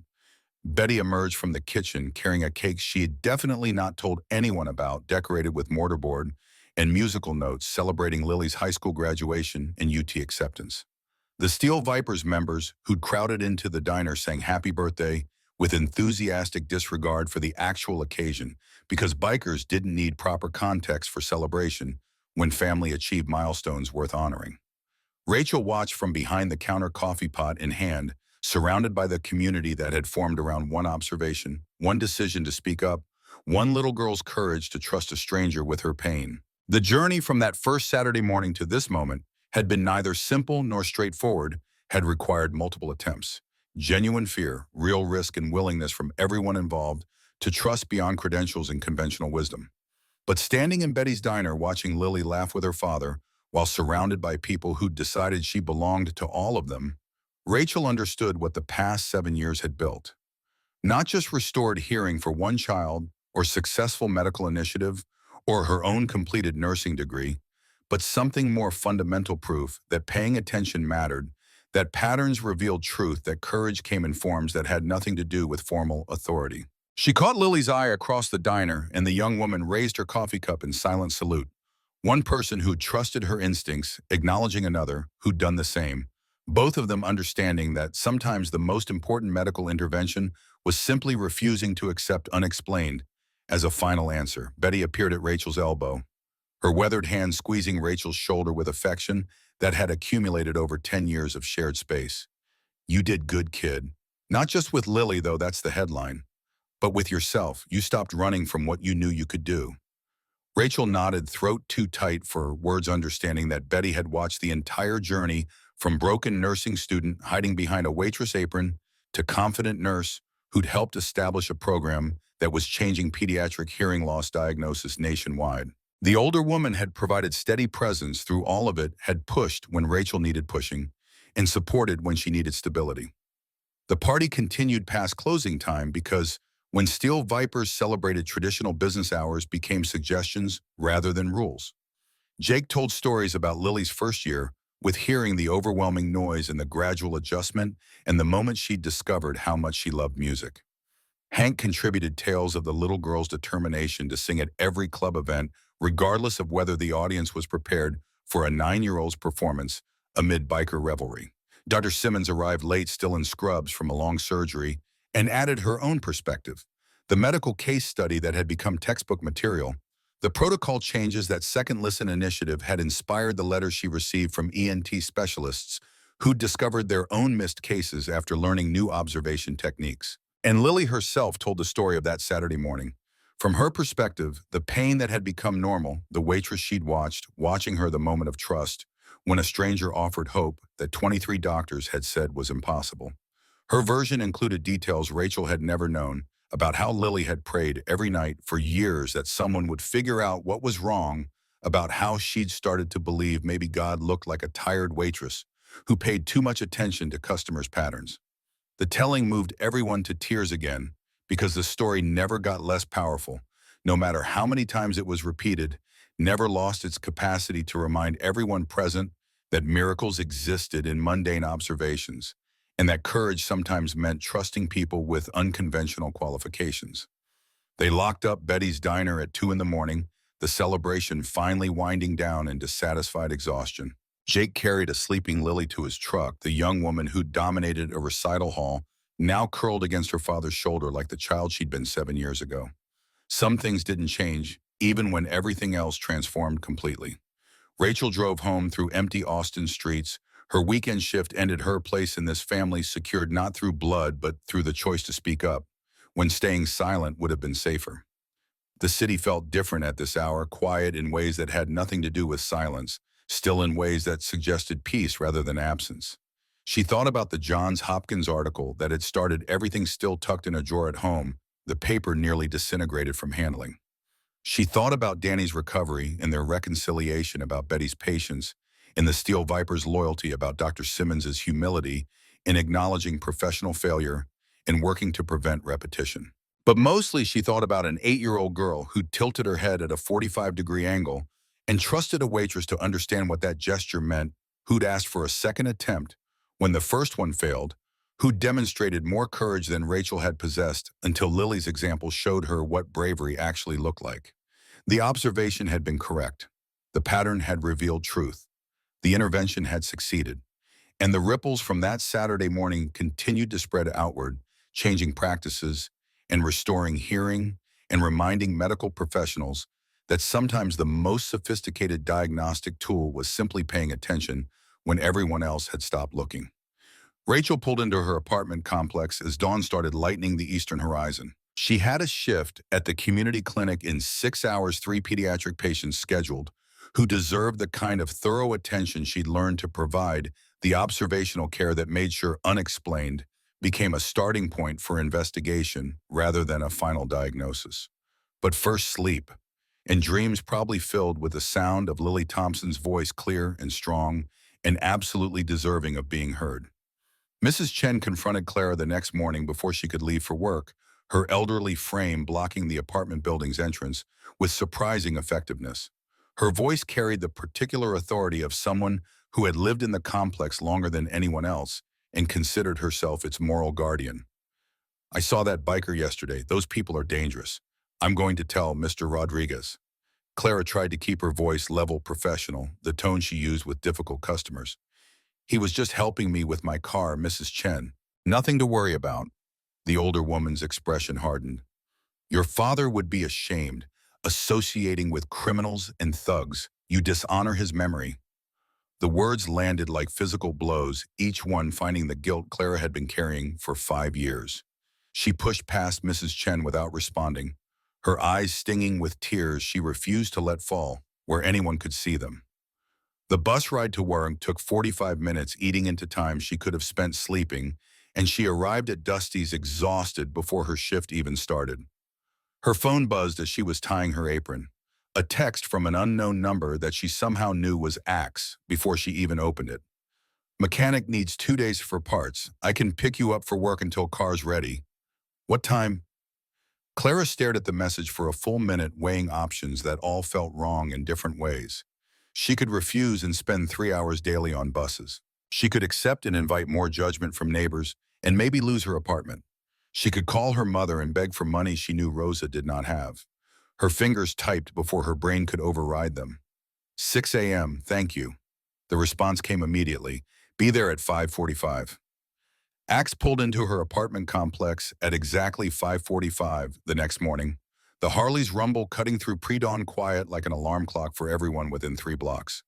Clara climbed on with hands that shook less than they had 2 days ago, wrapped her arms around his waist, and tried not to think about Mrs. Chen watching from her window, or Mr. Rodriguez preparing an eviction notice, or her father's ghost judging her choices. The ride to Dusty's took 8 minutes. Axe drove carefully, kept his speed reasonable, took turns with the same gentle precision he had shown before. When they arrived, he waited until she had dismounted safely before speaking. His voice carried concern that felt genuine. "You doing okay? You look tired." Clara's laugh came out bitter. "My neighbor thinks I'm a disgrace. My landlord will probably evict me. And I'm 3 hours short on sleep because buses don't run early enough. But yeah, I'm great." Axe's expression darkened in ways that reminded Clara he was capable of violence when provoked. "Your neighbor giving you trouble, I can talk to her." The immediate spike of terror must have shown on Clara's face because Axe held up both hands in a gesture of peace. "I mean talk, Clara. Just talk. Explain you're a good person helping my daughter, nothing threatening." Clara shook her head. "That would make it worse. She already thinks I'm associating with criminals. You showing up at her door would confirm everything she believes." Axe absorbed this silently, his jaw tight with frustration that had nowhere productive to go. Finally, he just nodded. "Call me when your shift ends. I'll pick you up."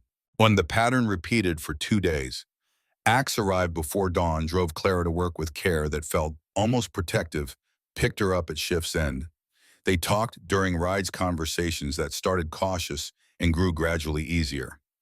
Clara learned he worked construction union electrician, honest labor that paid bills and provided health insurance for Lily. The MC was family and support system, not the criminal enterprise she had feared. They had done some questionable things when they were younger, Axe admitted, but having a disabled daughter changed priorities completely. His voice carried conviction when he explained, "Everything's different now. We do charity work, veteran support, fundraising for disabled kids programs. The illegal shit, the drug trafficking allegations, that was old guard. We cleaned house when I took over as president. Some members didn't like it and left. But the ones who stayed, they're good men trying to do right." Clara wanted to believe him, wanted to think people could change, that organizations could reform, that redemption was possible for those who genuinely tried. But her father's death whispered warnings she could not quite silence. Thursday evening, Axe delivered her car to Dusty's parking lot. New transmission installed, engine running, smooth interior, detailed to showroom condition, full tank of gas. He refused any discussion of payment beyond handing her a receipt marked paid in full and telling her the warranty covered 2 years or 50,000 miles. But he had brought Lily with him, the little girl secure in her sidecar, and the moment Lily saw Clara, her entire face lit up with joy that needed no words to convey. Clara found herself feeding Lily dinner, while Axe ate the routine already comfortable after just one previous encounter, the connection between them feeling almost familial in its ease. Viper arrived with the other brothers to meet up with Axe, all of them remembering Clara and greeting her warmly. The one called Smoke, who rarely spoke, actually smiled when he saw her with Lily. And the joker Rev could not resist commentary that made Axe's weathered face flush with embarrassment.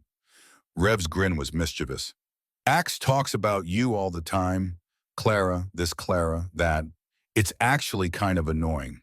Axe's voice came out sharp. Shut up, Reva. But the teasing felt good-natured brotherly, the kind of ribbing that came from genuine affection rather than malice.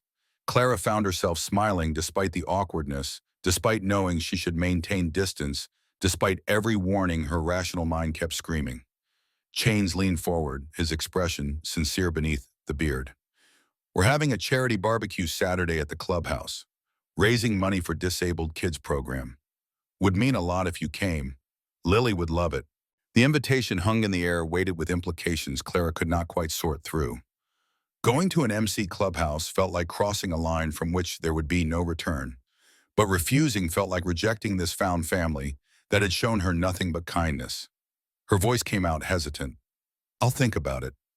That weekend, Clara helped her Aunt Teresa with Sophie's care at the house in Santa Fe. Bathing, feeding, physical therapy exercises that Sophie endured with patience and humor that Clara found inspiring. Teresa watched Clara with knowing eyes while they worked together to transfer Sophie from wheelchair to bed. Teresa's voice carried maternal concern. Mija, be careful with those bikers. I know you see good in them, but these men live dangerous lives. Clara tried to explain about Lily, about Axe's devotion, about the charity work and the reformed organization. But Sophie overheard from where she lay on the bed, her body rigid but her mind sharp, and she signed with hands that moved slowly but deliberately. Teresa translated for Clara, even though Clara understood basic ASL. She's asking if they're nice to the disabled girl. Clara signed back. Very nice. They love her so much. Sophie's response was simple, but carried wisdom that cut through adult prejudice with childlike clarity. Then they're good people. Clara drove back to Albuquerque thinking about judgment and redemption, about who deserved second chances and who got to decide. She had almost convinced herself to accept the barbecue invitation when her world exploded in the early hours of Wednesday morning. The smoke alarm woke her at 2:17. Clara's first confused thought was that she had left something on the stove, but she had not cooked dinner, had just eaten cold cereal before falling into exhausted sleep. Then she smelled it. Not burnt food, but something chemical accelerant, the kind of smell that meant intentional fire rather than accident. She grabbed her phone and ran for the door, smoke already thick in the hallway. Other residents were emerging from apartments, confusion turning to panic as flames became visible at the building's far end. Clara made it outside in pajamas, and bare feet stood shivering in the parking lot while sirens wailed in the distance, and her entire life burned behind cinder block walls that were supposed to have been fireproof. The fire department arrived within 10 minutes, 3 trucks and 15 firefighters attacking flames that had already consumed half the building. Clara watched numbly as everything she owned turned to smoke and ash. Her clothes, her books, her father's watch that she kept in a drawer because wearing it hurt too much, but she could not bear to part with it. 5 years of careful saving and cautious living, gone. The fire marshal arrived as dawn broke, examining the scene with professional detachment that Clara envied.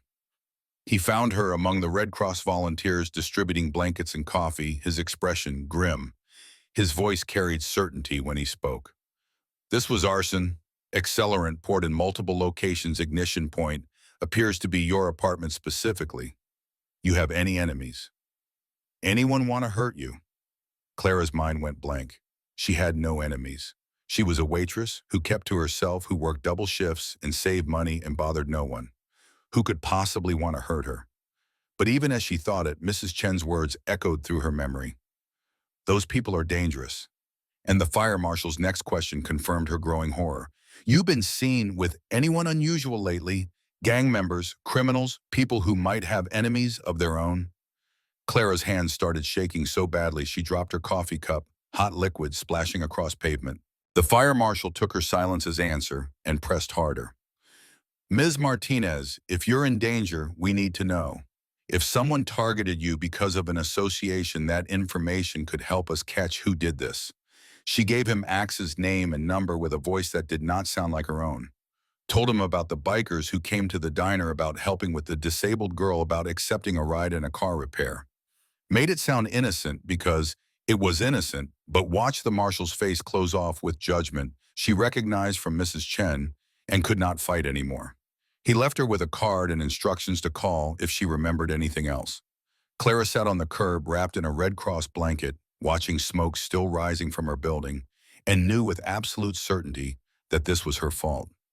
Not that she had started the fire, but that somehow her association with the Iron Kings had painted a target on her back. At 4 in the morning, with nowhere to go and no family within driving distance, and minimal savings that would not cover first month, last month, and deposit on a new apartment, Clara made a call she knew she should not make. Axe answered on the first ring, his voice alert despite the hour. Clara, she tried to speak, but only a sob came out, all the terror and exhaustion and loss hitting her at once. Axe's voice sharpened with concern that felt almost paternal. Where are you? What happened? Clara managed to get the words out between sobs. My apartment burned down.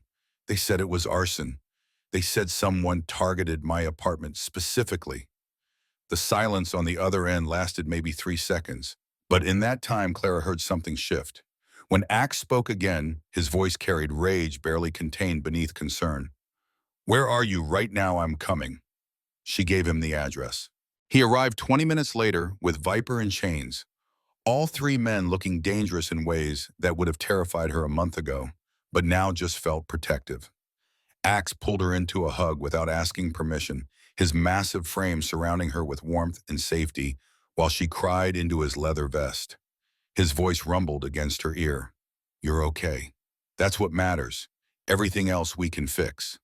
But then he spoke to the fire marshal, used connections Clara had not known he possessed, and returned with information that made his expression go dark in ways that reminded her he was capable of violence. Axe's voice was tight when he finally spoke to her. Clara, I need to tell you something. This might be my fault.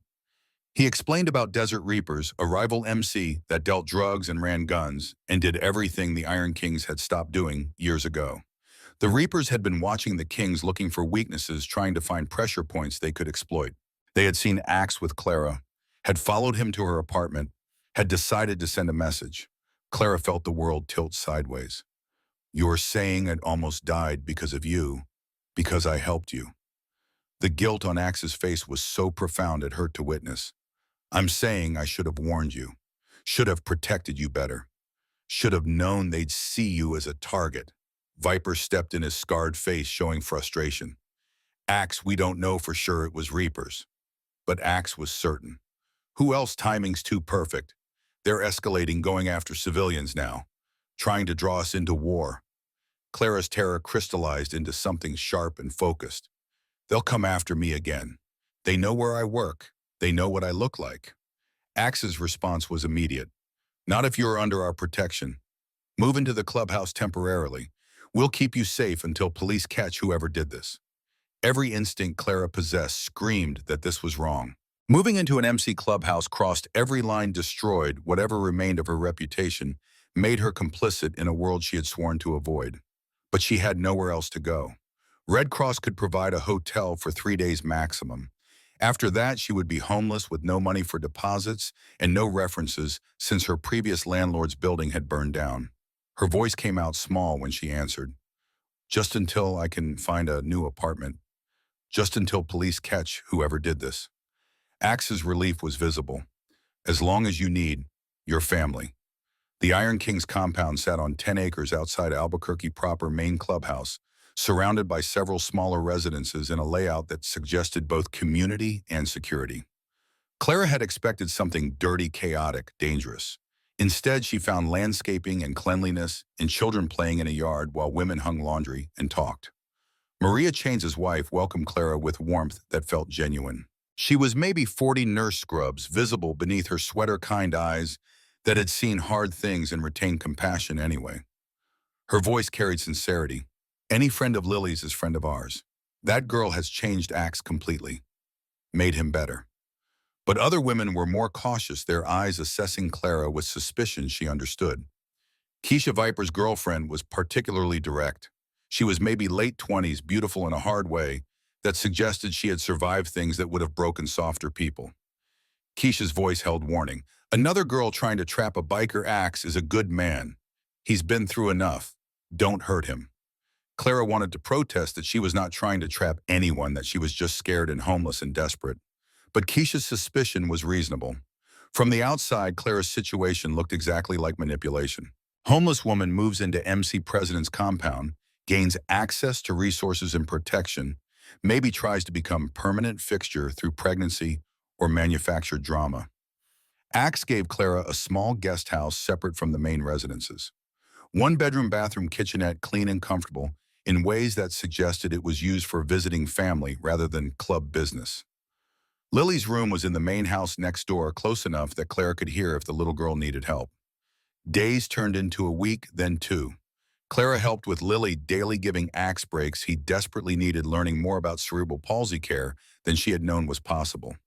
Medications for seizure prevention, physical therapy exercises to maintain range of motion, communication techniques that went beyond words to genuine understanding. She discovered she was good at this natural in ways that made Maria comment more than once that Clara had found her calling. But the longer she stayed, the more complicated everything became. She learned the rhythms of clubhouse life. Morning meetings where business was discussed behind closed doors. Evening meals where families gathered and children played while adults talked. Weekend projects where everyone contributed labor to maintain the compound. It felt less like a criminal organization and more like a small town complete with gossip and drama and genuine care for neighbors. Clara's mother, Rosa, called on a Tuesday evening, her voice tight with anger that had clearly been building. Teresa told me you're living with a motorcycle gang. Tell me she's wrong. Clara tried to explain about the fire, about having nowhere else to go, about Axe and Lily, and how they were helping her. But Rosa's fury was absolute. Her voice shook. Your father died because of men like them. Gangs, violence, drugs, all of it. How dare you dishonor his memory by joining them? Clara's response came out sharper than intended. I'm not joining them, Mom. I'm accepting help when I need it. There's a difference, opinions. Rosa's ultimatum was clear. If you don't leave immediately, don't bother coming back to Texas. You're no daughter of mine. The call ended before Clara could respond. She sat in her small guest house staring at the phone while tears streamed down her face and the last connection to her blood family severed over choices she had made in desperation. Axe found her an hour later, her crying audible through thin walls. He sat beside her without speaking, his presence solid and comforting in ways that should have felt inappropriate but just felt necessary. His voice was gentle when he finally spoke. Heard you on the phone with your mom. I'm sorry. Clara's voice came out broken. She disowned me. Because of you. Because I stayed here. The guilt on Axe's face was so profound, Clara immediately regretted her words. His voice carried pain when he responded. I'll help you find an apartment tomorrow. First, last deposit, whatever you need. I won't let you sacrifice your family for mine. But Clara realized as he said it that her blood family had already abandoned her. Rosa had moved to Texas and stopped calling except to judge. Her extended family had drifted away after Marco's death, uncomfortable with grief they could not fix. She had been alone for 5 years, isolated by trauma and poverty, and dreams that never materialized. The Iron Kings had fed her, housed her, protected her, treated her like she mattered. They were not perfect. They had criminal pasts and questionable connections and capacity for violence. But they had also shown up when no one else had. Her voice steadied as she spoke. I don't want to leave yet. Not until the police catch whoever burned down my building. Not until I know I'm safe. Something in Axe's expression shifted, relief mixed with emotion Clara could not quite identify. Okay, stay as long as you need. They sat in comfortable silence while dusk turned to full dark outside. Finally, Axe stood, moving toward the door before pausing at the threshold. His voice carried vulnerability she had rarely heard from him.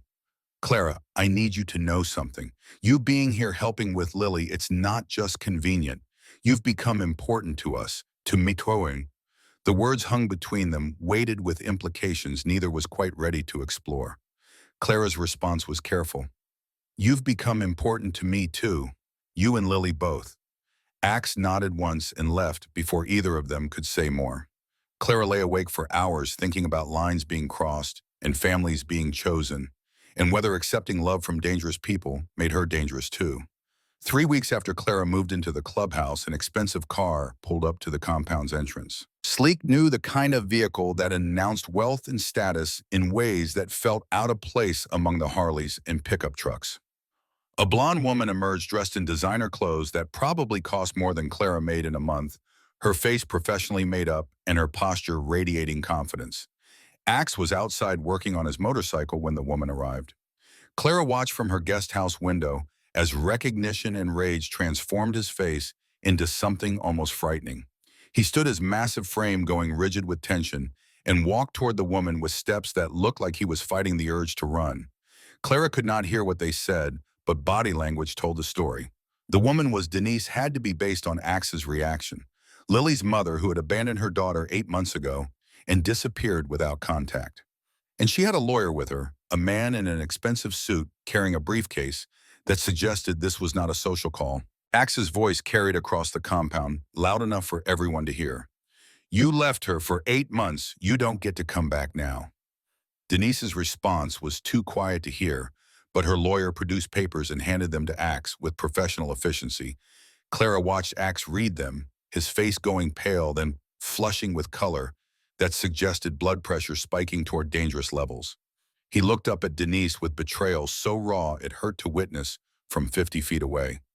You're filing for custody after what you did. The lawyer's voice was loud enough to carry. My client had postpartum depression, a medical condition that impaired her judgment. She sought treatment and is now healthy. She has every right to reunite with her daughter. Clara's legal knowledge was minimal, but even she understood the implications. Custody battles favored mothers, especially mothers with no criminal record facing fathers who had served 8 years for violent felonies. Denise lived in a nice apartment, had a stable job in pharmaceutical sales, could provide material comfort. Axe lived at an MC clubhouse, worked construction, had prison time and parole restrictions. The lawyer continued with professional detachment. Mr. Thornton, my client, is willing to negotiate reasonable visitation, but Lily deserves to be raised in a stable, safe environment, not a motorcycle club compound. Denise's voice finally rose loud enough to hear. I made a mistake. I was sick, but I'm better now and I want my daughter back. Axe's response was almost a roar. You can't take her. She's my whole world. You can't just take her. But the lawyer was already walking back to the car, Denise following with her head high. They drove away, leaving Axe standing alone holding papers that threatened to destroy everything he had built. Clara found him 10 minutes later, sitting on the ground beside his motorcycle, his head in his hands, shoulders shaking with sobs he was trying to contain. She sat beside him without speaking, her hand finding his massive one and holding tight. His voice came out broken when he finally spoke. I can't lose her, Clara. I won't survive losing her. Viper appeared with Chains and Gunner, all 3 men looking grim. Viper had been on his phone calling in favors and gathering information with the efficiency of someone who knew how to work systems most people did not understand. His voice was tight with anger when he reported findings. I looked into Denise. She's not back for Lily. She's back for money. He explained about disability benefits. Lily qualified for SSI payments, medical coverage support services that totaled nearly $3,000 monthly. Denise had burned through her savings over 8 months of partying and shopping, had a boyfriend who left when the money ran out, was facing eviction from her expensive apartment. Viper's conclusion was brutal. She sees Lily as an income stream. She'll get custody, put Lily in a state facility, collect the checks, and never visit. It's a con, and any family court judge will see right through it. But Chains, older and more cynical, shook his head. Judges see what they want to see. Mother with no record versus MC president with violent felony. They'll give Lily to Denise without thinking twice. Clara listened to them strategize and realized she could help. Character witness testimony, expert, opinion on caregiving, quality neutral, third party with medical background. Her testimony could make the difference. But if she testified for an MC president in family court, her nursing school application would be compromised. Background checks would flag her association. References from the dean would mention her involvement with a motorcycle club. Hospitals would question her judgment. Her entire future could be jeopardized. Axe must have seen the calculation in her eyes because he shook his head. No, you've already sacrificed too much. I won't let you destroy your future for us. But Clara thought about Lily's bright eyes and Axe's exhausted devotion and Sophie's signed wisdom. Then they're good people. She thought about her father's lessons about courage and compassion. She thought about what kind of nurse she wanted to be, what kind of person she wanted to become. Her voice was steady when she answered. You're my family now. Family doesn't abandon family. I'll testify. The scholarship letter arrived 3 days later, forwarded from Dusty's, where Clara still received mail. Acceptance to University of New Mexico nursing program. Congratulations on her admission tuition information enclosed. She opened it with hands that shook, knowing the amount would be high, but hoping it had not increased too much. $47,000 for first year, up from $45,000 when she had applied 6 months ago. Books and supplies, another $3,000. Living expenses if she did not work full-time, which would be impossible during the intensive program. $50,000 total bare minimum. Financial aid offered $12,000 in loans and grants. Still needed $38,000 just to start. Clara stared at the numbers and felt her dreams crumbling. Even if she saved every penny from now until fall, even if she worked triple shifts and lived on nothing, she would come up short. The nursing career she had spent 5 years working toward was slipping away because of math that would not cooperate no matter how hard she tried. Axe found her sitting outside her guest house that evening, the letter crumpled in her hands. Her face wet with tears she had stopped trying to hide. He sat beside her, his presence solid and comforting, and waited for her to speak. Her voice came out defeated. I got into nursing school. Can't afford it. Axe read the letter she handed him, his weathered face showing understanding. When he spoke, his voice carried certainty that left no room for argument. Let me pay for it. Full tuition all 4 years. It's the least I can do after everything you've done for Lily and me. Clara's response was immediate. I can't let you do that. It's too much.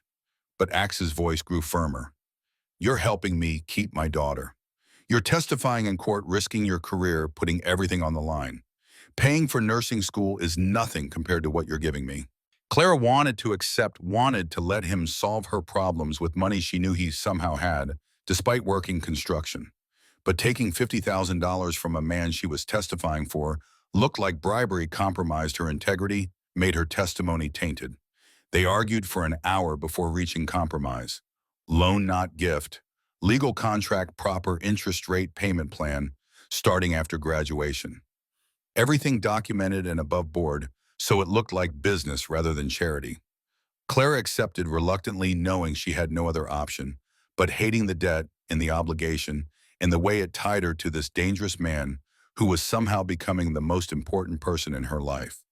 Viper found Clara 2 days before the custody hearing, his scarred face showing discomfort with what he was about to reveal. They sat in her guest house while he explained where Axe's money came from and why she deserved to know before testifying. His voice was careful. Axe works construction, but that barely covers Lily's medical bills.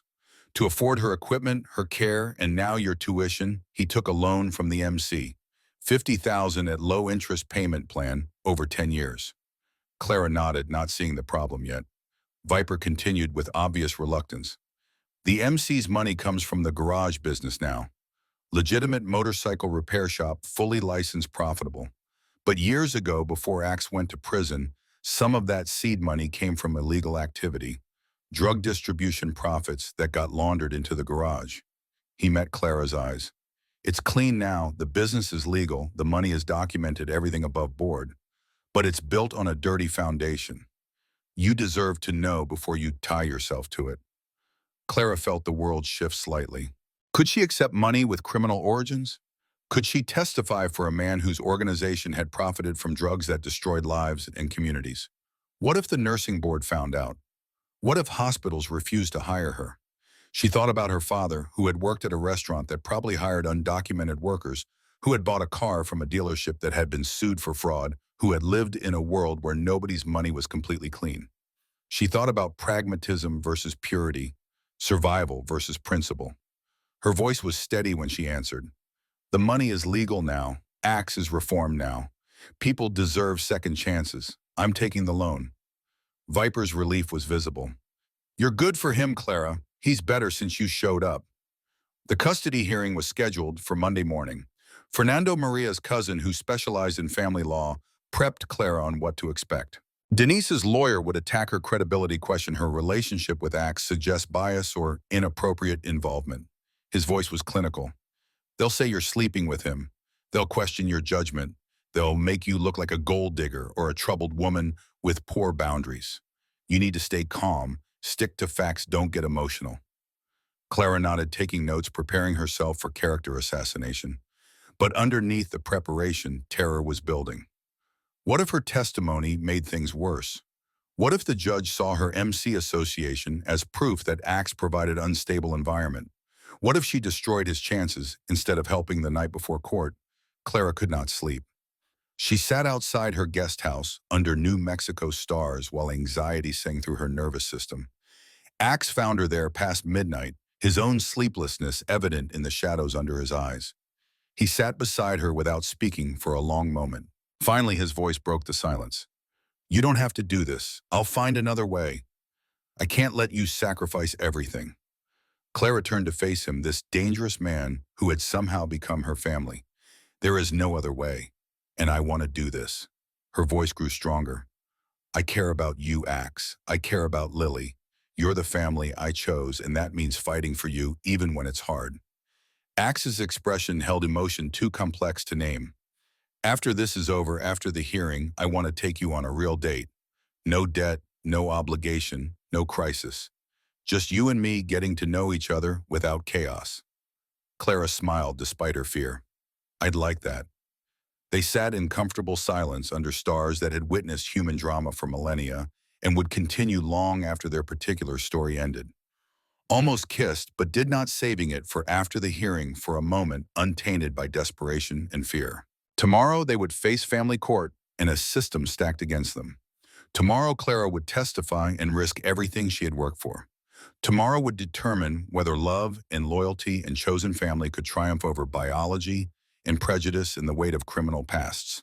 But tonight they sat together under vast New Mexico sky, two people who had found each other in impossible circumstances and drew strength from connection that felt like the only real thing in a world built on shifting sand and uncertain futures.